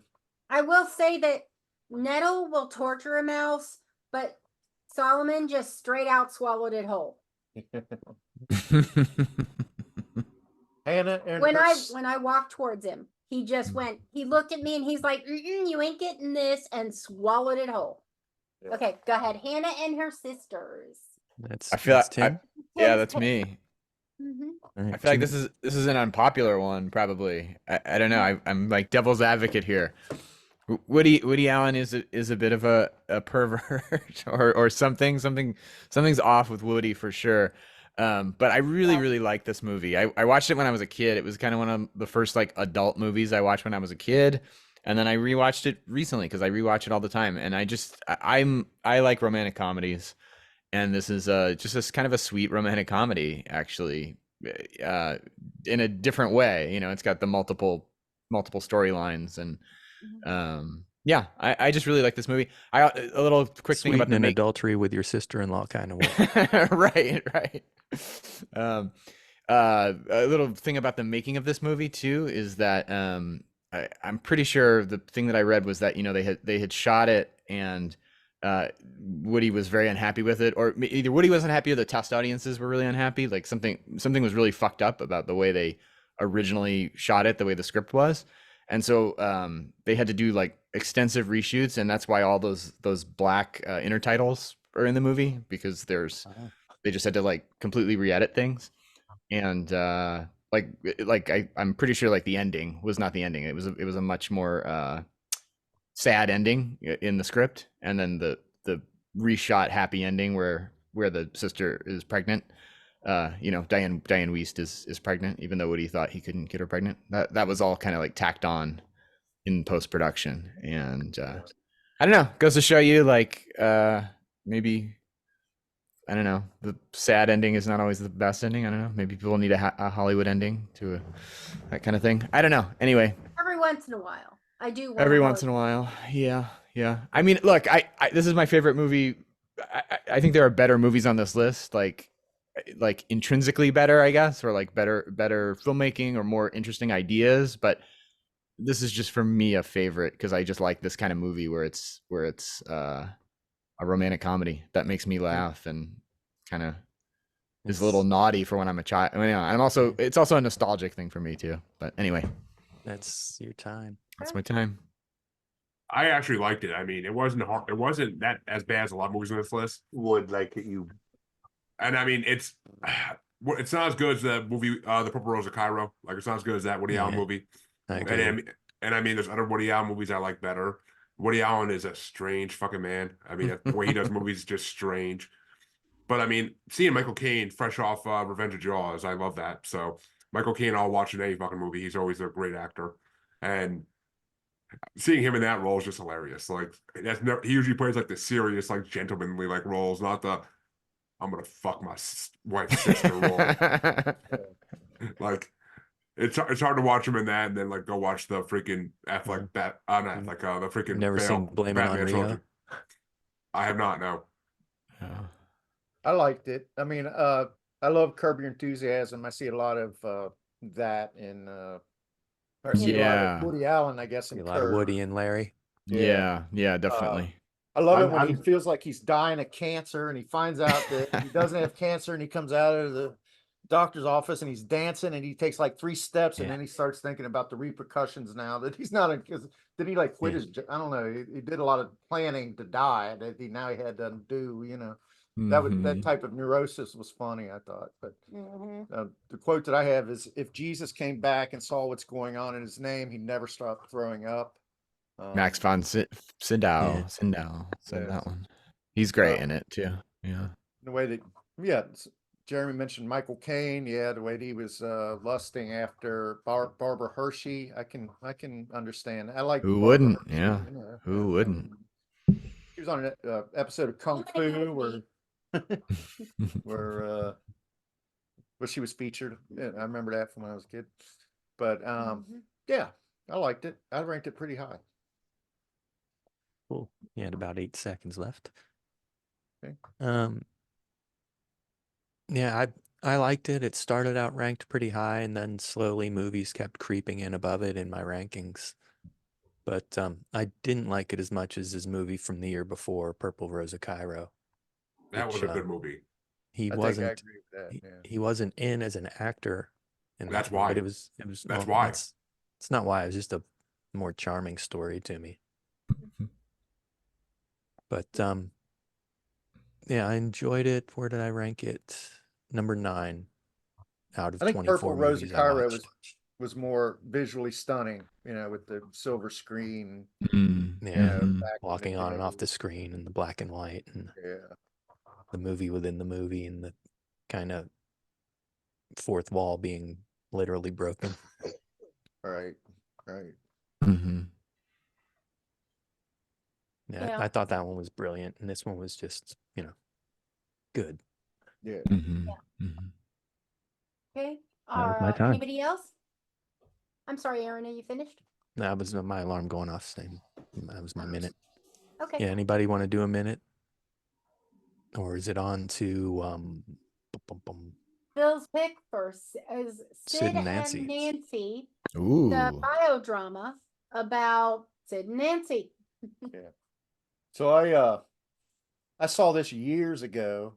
I have not seen it probably in 15 years, and I always liked it because I like that era in music. I like you know, looking back on the beginnings of punk rock. I felt like it was a turbulent time in, you know, in England. I'm always fascinated with, you know, which came first, the Sex Pistols or the Susie and the Ramones, Banshees. you know, Susie and the Banshees, right? You know, so that era has always interested me. So I felt like Gary Oldman. He's a great fucking actor and like everything he does, and he slays it here. You know, you believe he's Sid Vicious. I mean, you really buy into that. And actually, I think I don't know the Chloe actress's Webb's name. really good.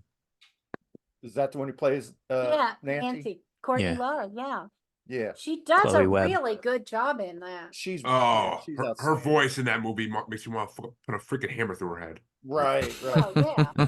That's The exactly vocal what they were fry. trying to convey. You know, they were trying to show how basically she drove him nuts, you know. So But the movie's trying to blame Nancy for the whole thing. it's very I got my own it's stuff very to pro do. Sid. And Yeah. so are all the punks, by the way, back then. Like Susie herself has nothing but nasty shit to say about Nancy, you know, because she So was maybe Courtney Love was just playing herself. Courtney Love was playing. She was in the film, but she wanted to be Nancy. She wanted the role of Nancy. She didn't get it. They gave her a different role, smaller role in it. I But don't think Courtney played Nancy. no, No. Oh, Chloe Webb. never mind. Chloe Webb. Okay. But the only quote that I'll say is, "We're not into music. We're into chaos." Something that Sid said in the movie. I think that kind of capsulized it. But I'll finish it by saying I toyed with the idea of not making it my number one because I felt like in hindsight, those two characters stand out as if nobody else is even in the film. Everybody else is kind of like even Johnny Rotten, who should have been a very charismatic, you know, very textured character. It seemed like he was kind of That's your flat. time. Everything, it's cardboard surrounding them. That's your time, but it's Sid and Nancy. It's not Sid and Nancy and Johnny. Yeah, That's true. that's That what is- I said. But ultimately, I kept it number one. So Cool. I'll do a minute. When I first moved to LA, my girlfriend had this on VHS, and we watched it a lot and quoted it a lot. And it was fun to watch back. And now that I recognize when they were yelling "exterminate," that they were being, you know, that's from Doctor Who, and it's Daleks. Daleks. I didn't know that. You didn't know that right away? Jesus. I didn't know that in 1992 when I was watching this regularly. No. I was a 4-year-old. I wouldn't have known that either. But yeah, it's very quotable. I think you can hear Nancy in one of those Ministry songs on Psalm 69. She goes, "Never trust a junkie." But yeah, it's a good film. And that's my time. I literally, this is one of my lowest ranked movies. This movie was so freaking stupid to me. I mean, I love a good music biopic about an artist. There's a lot of great ones out there. Freaking Walk the Line, the new Elvis movie. There's a lot of great music biopics out there. But one of them. No, it's not. I mean, maybe it's just, I mean, and who sang "I Want to Be Your Dog" first? Was it him or was it Iggy Pop? Iggy Pop. So he stole an Iggy Pop song for the fucking movie. Yeah. Okay. He stole a lot of songs. He stole My Yeah. Way too. You think that was his? Yeah, he completely brutalized and raped My Way. And I feel like he was came. a horrible musician. I don't know if he actually sings like he did in the movie, but in the movie he sings like fucking garbage. Watch the real video, My Way. He's worse than exactly Roseanne like that. Barr singing the national anthem. Yeah. He nailed it. Sid was such a horrible musician that Steve Jones ended up having to come in every single night and redo everything that Sid did. Yeah. He was awful. Sid was in the band only for his attitude, purely. I mean, there was no musical aspect of what Sid did that was ever used on record or anything. I mean, just the whole scene of him carving Nancy into his freaking chest and then performing, like, I'm just like, what a fucking loser. Well, it was depressing as hell. I'll give you that. Is As I was depressing watching as it hell. last night, they really dragged, the dealing with the pusher that came in and, him trying to plead with Sid to dump Nancy and all that. I felt like that played out a little bit long at the end. That was kind of agonizing. Not to mention the visceral impact of the homicide or whatever. I thought, he was released on bail, I guess, and he died while he was pending trial for Nancy's, not to spoil the ending, but it's, I'm okay. You I've seen the movie. so yeah, Don't care. But Yeah, I've they seen both it. die. yeah. Mm-hmm. Which is probably one of the best endings of a All right. of a biopic. So I'm Labyrinth, a horrible person. I put off Labyrinth to the end because I did not think I would like it at all. Somebody want- I want to say about Labyrinth that here, let me do 2 minutes, I guess. So I told my son Lars we're watching Labyrinth. He says, "Oh, the story's not great, but Bowie's package is its own character." Yeah, that's true. And yeah, it's I noticed that. it's not too unlike I mean, I like the movie, but I kind of root against the main character, kind of like I did with Fievel. Little bitch, wishing her brother to the king of the And goblins. then we're supposed to find her lovely. Now we're and- supposed to feel bad because she gave her little brother away to the king of goblins.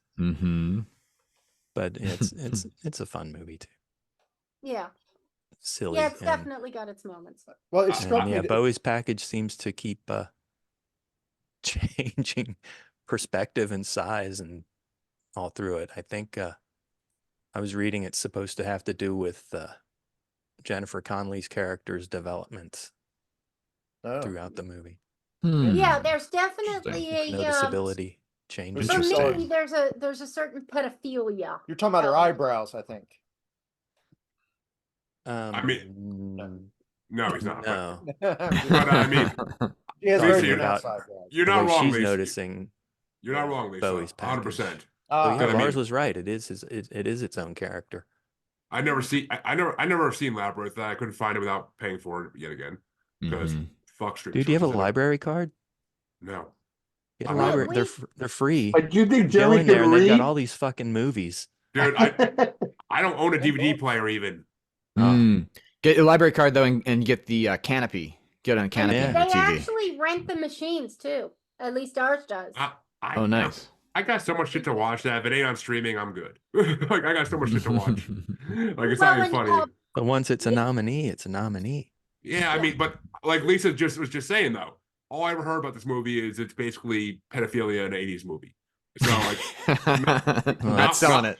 Not selling it on that. Not one. It didn't give me really an urge to want to watch That's it. a conclusion that can be drawn, I guess, but that's not the That's not the whole movie. that's not the plot. No. I guess it depends on where you're coming from.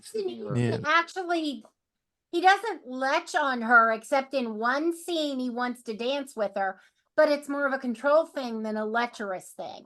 But it does have like an undertone. It's not the movie.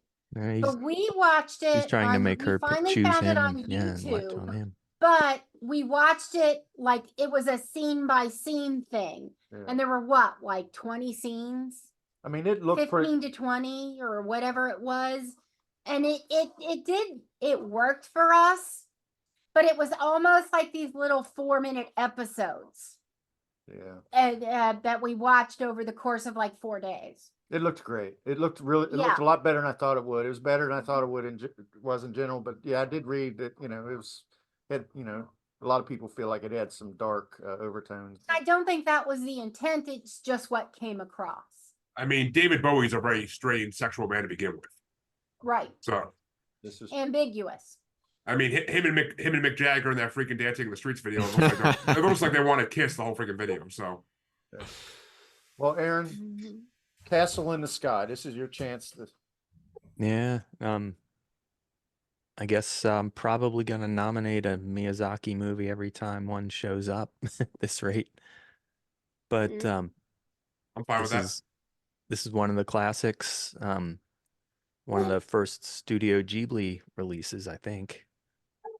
And yeah, it's as usual, it has environmental themes, and it's just a charming piece of animation. That must be minutes from before, but I don't have a whole lot else to say about it. It is generally regarded as one of the favorite Miyazaki movies, I think.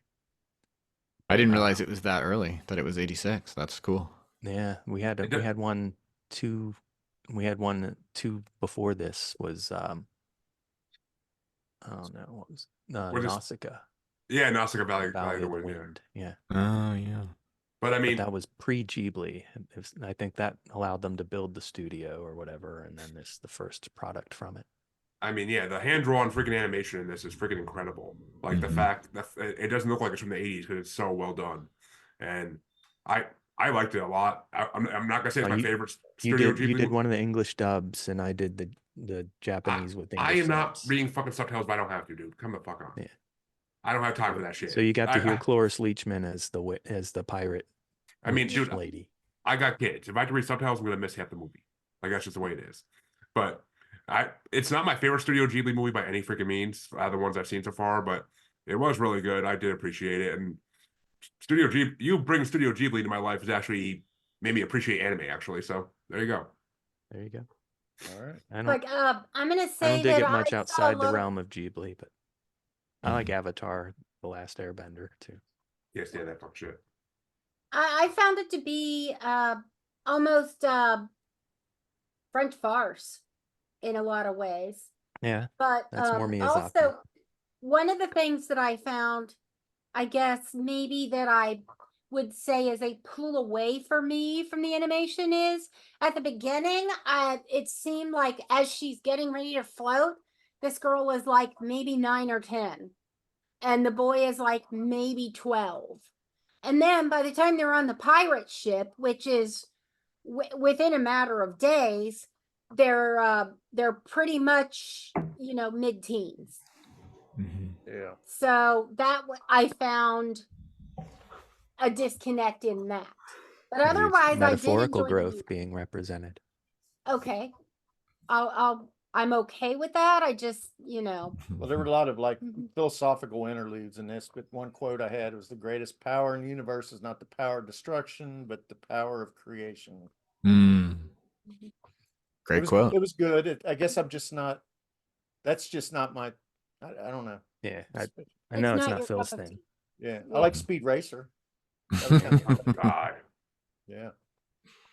I liked That's Chin okay. Chin, the little monkey. All right. Yeah. I had it in top 10, Aaron. I appreciate its mass. Cool. And I did watch the English version, and I Yeah. appreciate the beauty of it or whatever. So I also had it in a top 10 position. I'm pretty sure I do too, but Money Pit. Anyone? that's probably the way people felt when they went and paid money to see this movie. I haven't seen Legit. it. I haven't seen it still. It's going through so many shows, but it's never fucking. It's never on streaming. Never on streaming, like ever. Like it's. With all due respect to our friend Will, this was the last. Yeah. I mean, I It's- won't. It's a money. It's a pit. I won't say. And the fact that it's not on streaming probably tells you everything you need to know about it. Dude, there's a lot. There's a lot of shows. There's a lot of shit on streaming that shouldn't be on streaming. It's just there because it's freaking free because no one wants to pay for it. But Put in another plug for your public library here. I will say whenever it comes about Bastards, Freddie always says that he likes the representation of how it is, how realistic it is. When you buy a house, like everything starts breaking. Yeah. The staircase scene, it seems to It's be very the most, exaggerated. Well, obviously, Oh, it has very to be. much its so. biggest legacy. But it's like you feel like you just watching it, you feel like Tom Hanks is being wasted. And they Yeah, talk, that's what I was thinking. you feel because he's Shelley Long you know, too. I feel like both characters are the actors are just being wasted. They could have put anybody in this movie. it could have been a sitcom Yeah. episode. But as a brand new homeowner, I'm sure I can see why Will chose it. I mean, as Will being a brand new homeowner. Right. Yeah, that could be. Will has Shelley great Long in taste. movies, never good for me. Yeah, I never cared for her on Cheers. No, I thought she was good on Cheers, but I couldn't believe it when I read the quote that I left Cheers because Perfectly suitably annoying on Cheers. move on to better things. I was like, what are you gonna get better than Cheers? I mean, this shit's fucking great. She got Night Shift, which did you believe her as a prostitute in that? No, I don't believe her. I don't know. Not really. No. I mean, I guess anyone could be. But Haley liked Troop Beverly Hills back in the day, I think. Now, the Troop Beverly Hills might actually be the one of the few movies that I didn't find her work. completely. Yeah, exactly. Her finest work. Okay. Right, well, it's moving on to Aliens. Oh, go ahead. Ann. I said it's moving on to Aliens. So Yeah, Mark let's do that. Finley nominated that one. Uh-huh. And a lot of people that have already done their rankings have ranked it pretty highly. I think it's a contender. Yeah, Aliens is great. Oh, yeah. It's great. It's one of the best alien horror movies I've ever seen. Yeah. There's a reason that when we did the first time we did the 80s Aliens movie bracket last weekend, the finals were Aliens versus Predator. So I mean, there's a reason they made it to the finals in that one. I mean, the second one we did was kind of a fucking joke show to begin with. So it didn't make it out of the play-in match even, but chancy. Hey, I voted for it in the play-in. Don't fucking come at me like that. Once it lost, it was Spaceballs all the way for me. Yeah, So oh yeah, Aliens. Spaceballs. I didn't think I'd seen this one, but then when I saw Sigourney Weaver in the tank top and panties, I'm like, oh yeah, I did see this one. They had to actually go in and edit out her pubes. Like the amount of money they did to do that is freaking ridiculous. They had to like rotoscope it. Is that true? That's crazy. They went in and they had a guy go in after every shot and freaking And paint it out. Why? Paint it out. Oh my god. Why bother? I imagine that was very time. I mean, you gosh. just woke up from a deep space.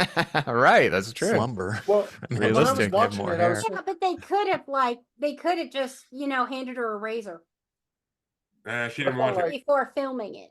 Maybe they didn't see it. Maybe they didn't see it until they got the film back. You know, she refused. No, she refused to.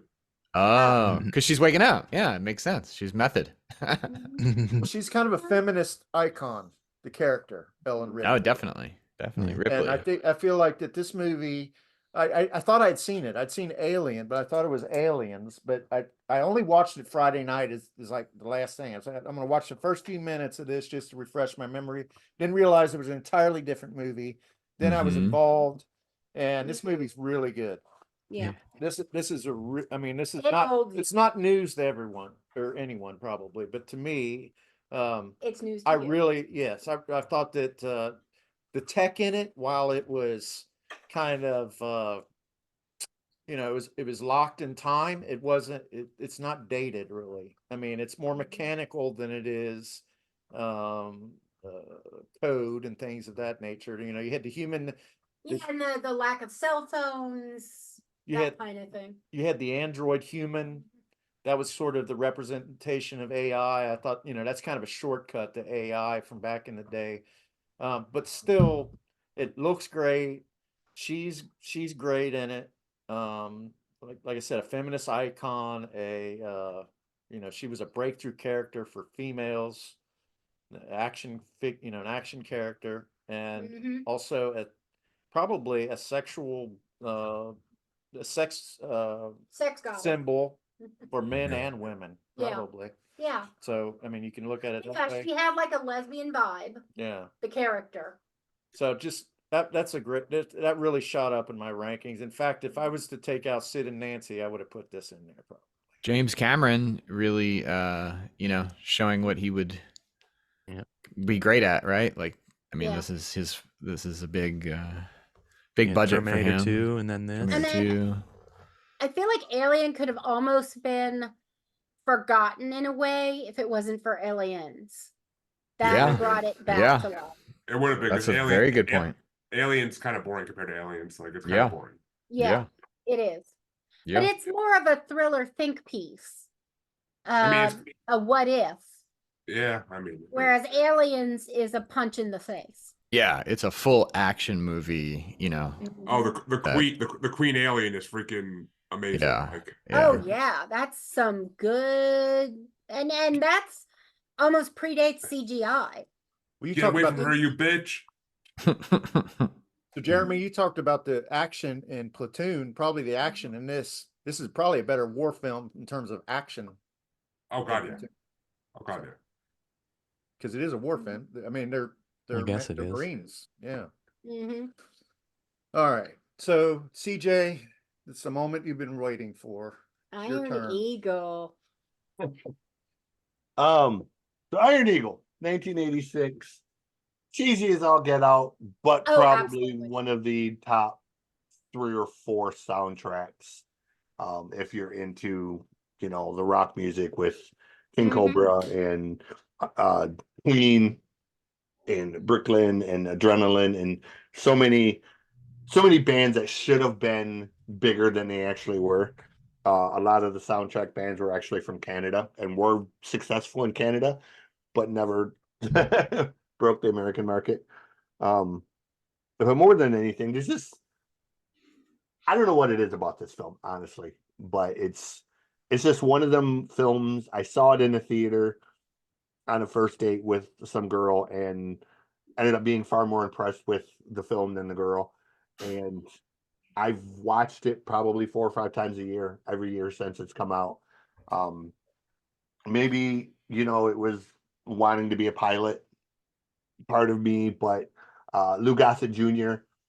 And then also you have Larry B. Scott, who, we know from Revenge of the Nerds, Lamar, and we know him from Karate Kid, and he's so many roles that Larry played that were completely opposite of the other characters. He's Gay Lamar, and he's Karate Kid, and he's the nerdy, smart kid in this one, and there's a lot of versatility, and of course, Lou Gossett Jr. You gotta love Lou Gossett Jr. because I have no illusion that this is going to be high on the list, but it's just a movie that I love, and it's in my top 3 or 4 movies of all time with Full Metal Jacket and What's Eating Gilbert Grape. So, I know that's a weird eclectic bunch of movies. They're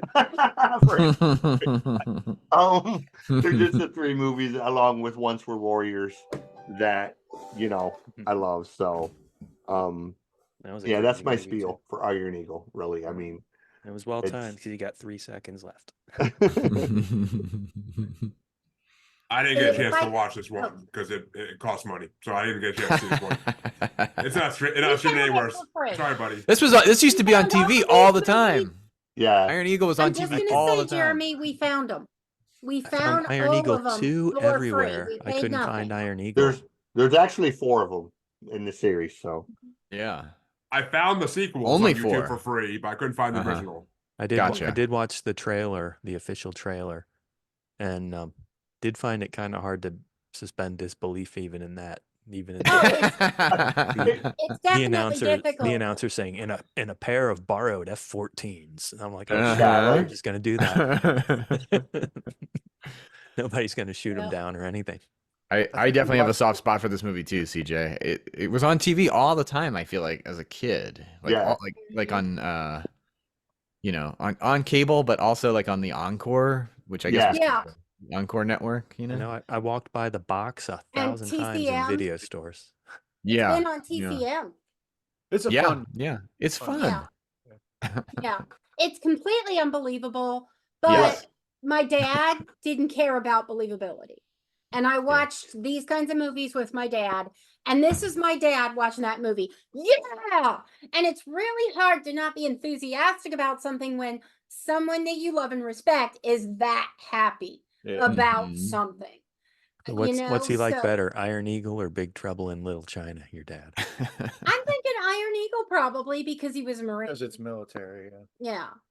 And, Was it? And a fact, this actually came out before Top Gun. Yeah. Yeah. Oh yeah. So the quote I have is, Chappie, I want to do something. I want to get my dad out, but I need a way. I need a way to get in there. So that kind of, I felt like that was. Yeah, and basically he the way they borrow the planes is he's grown up on this base. He knows everybody. He and his friends have parents that are on the base. Oh, yeah. One of his friends is a computer guy. One of his friends that, the girls, their dad is like the general. So they're kind of able to use. I forgot he drove like a douchebag in a Mustang on that base. I was watching the trailer. Yeah. He has a race. He's losing sympathy points with me. My two already. favorite quotes. One right before they race at the beginning. The guy in the motorcycle, he tells him, "What is it with you, Kotzner? You can't go a whole day without being an asshole." And then when he tells Chappie, he's like, "Anyone ever tell you you talk too much?" And Chappie says, "Yeah, my ex-wife." Yeah. Mm-hmm. All right. We watched that right after the first time we were on with CJ. I think it might have been on Jeremy's show. But, so, all right. So that wraps it up. Then we have a winner decisively. Hold on, drum roll.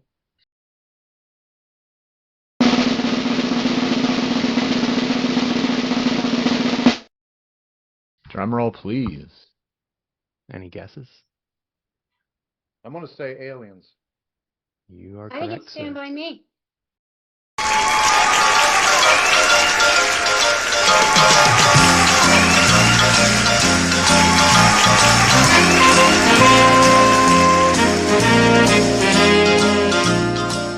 It would be Aliens. Aliens. Well, we all did very much agree with Aliens for sure. And Stand By Me was second. Nice. Aliens had 123. Stand By Me 118. Number 3, Ruthless People 111. Whoa. Followed closely by Blue Velvet 110. Nice. Okay. Then number 5, Maximum Overdrive with 107. Nice. Platoon 102. Platoon was like number 1, I think, for a while. Three Amigos, number 7 with 89 points. We've dropped, steep drop from 102 to 89. Castle in the Sky, number 8, 87. Sid and Nancy, 81 points, number 9. And American Tail rounds out the top 10 at 79 points. I think that's good. Texas. Top 10. Yeah, Texas Chainsaw Massacre's number 11.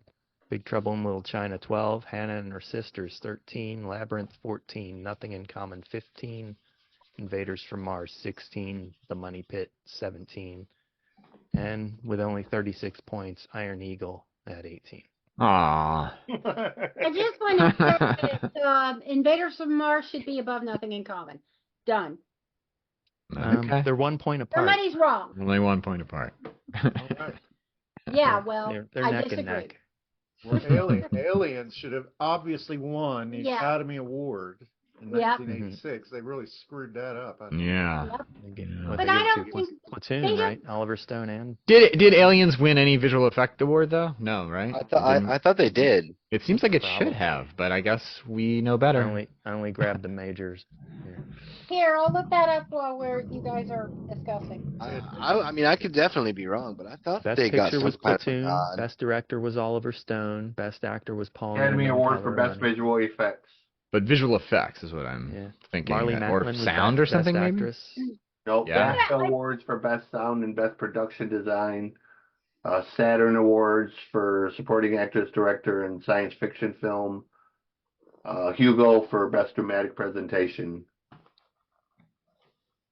And Las Vegas Film Critics Society Award for something or another. Best sound sound editing, best actress nominee. So visual effects and sound editing won, which I think that's true because the sound Yeah, was she was not up all for Best muddy. Actress. Sometimes, yeah, she was nominated for best actress.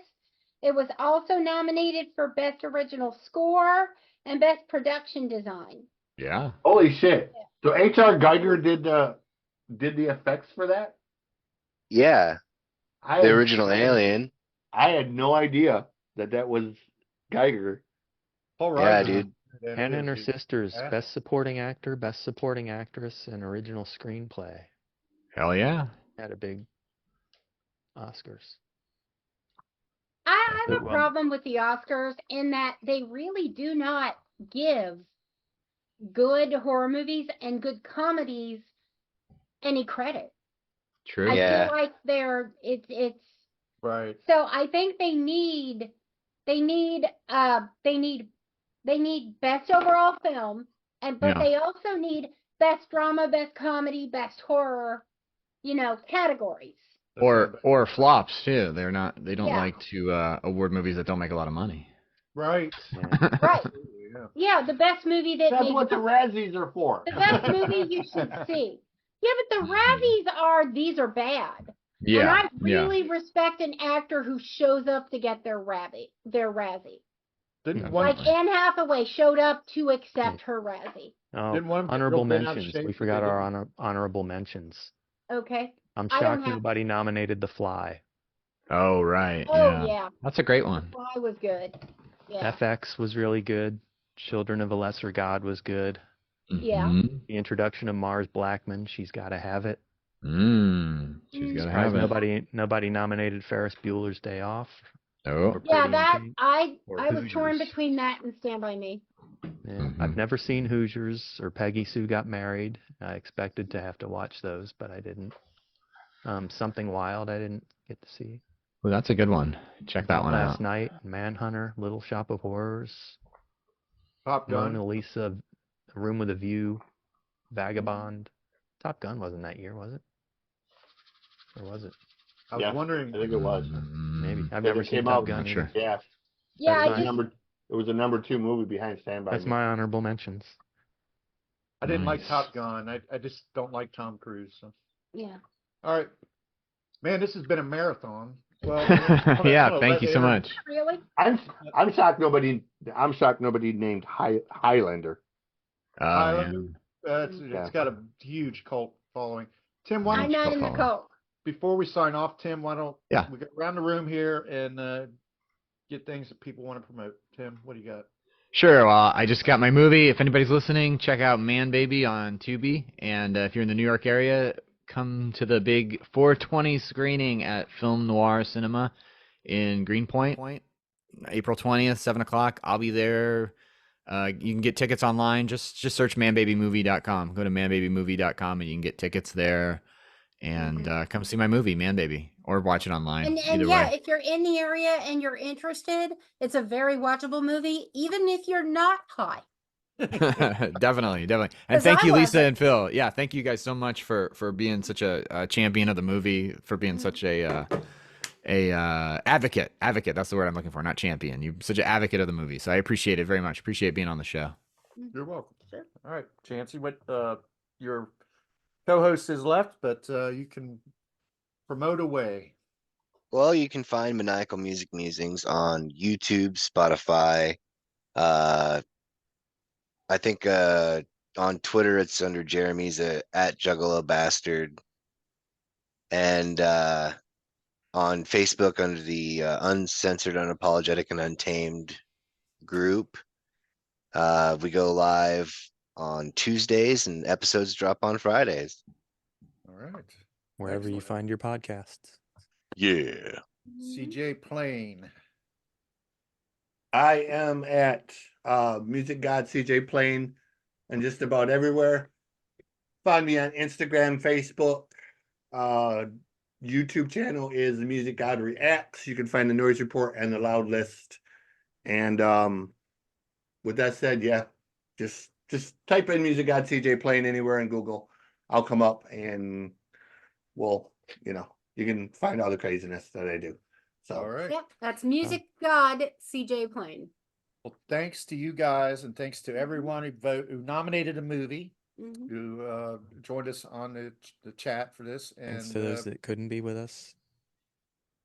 Yep. Right You on. guys have- Always fun. Have a Yep. great day. Have a Thanks, great Always day. fun. Take care, guys. Thank you. Bye. Bye, guys. We have Bye. social. Twitter, Yeah, pod. Instagram, Yeah, pod. Facebook. Yeah, pod. So let us know. Hit us back. Have a great week.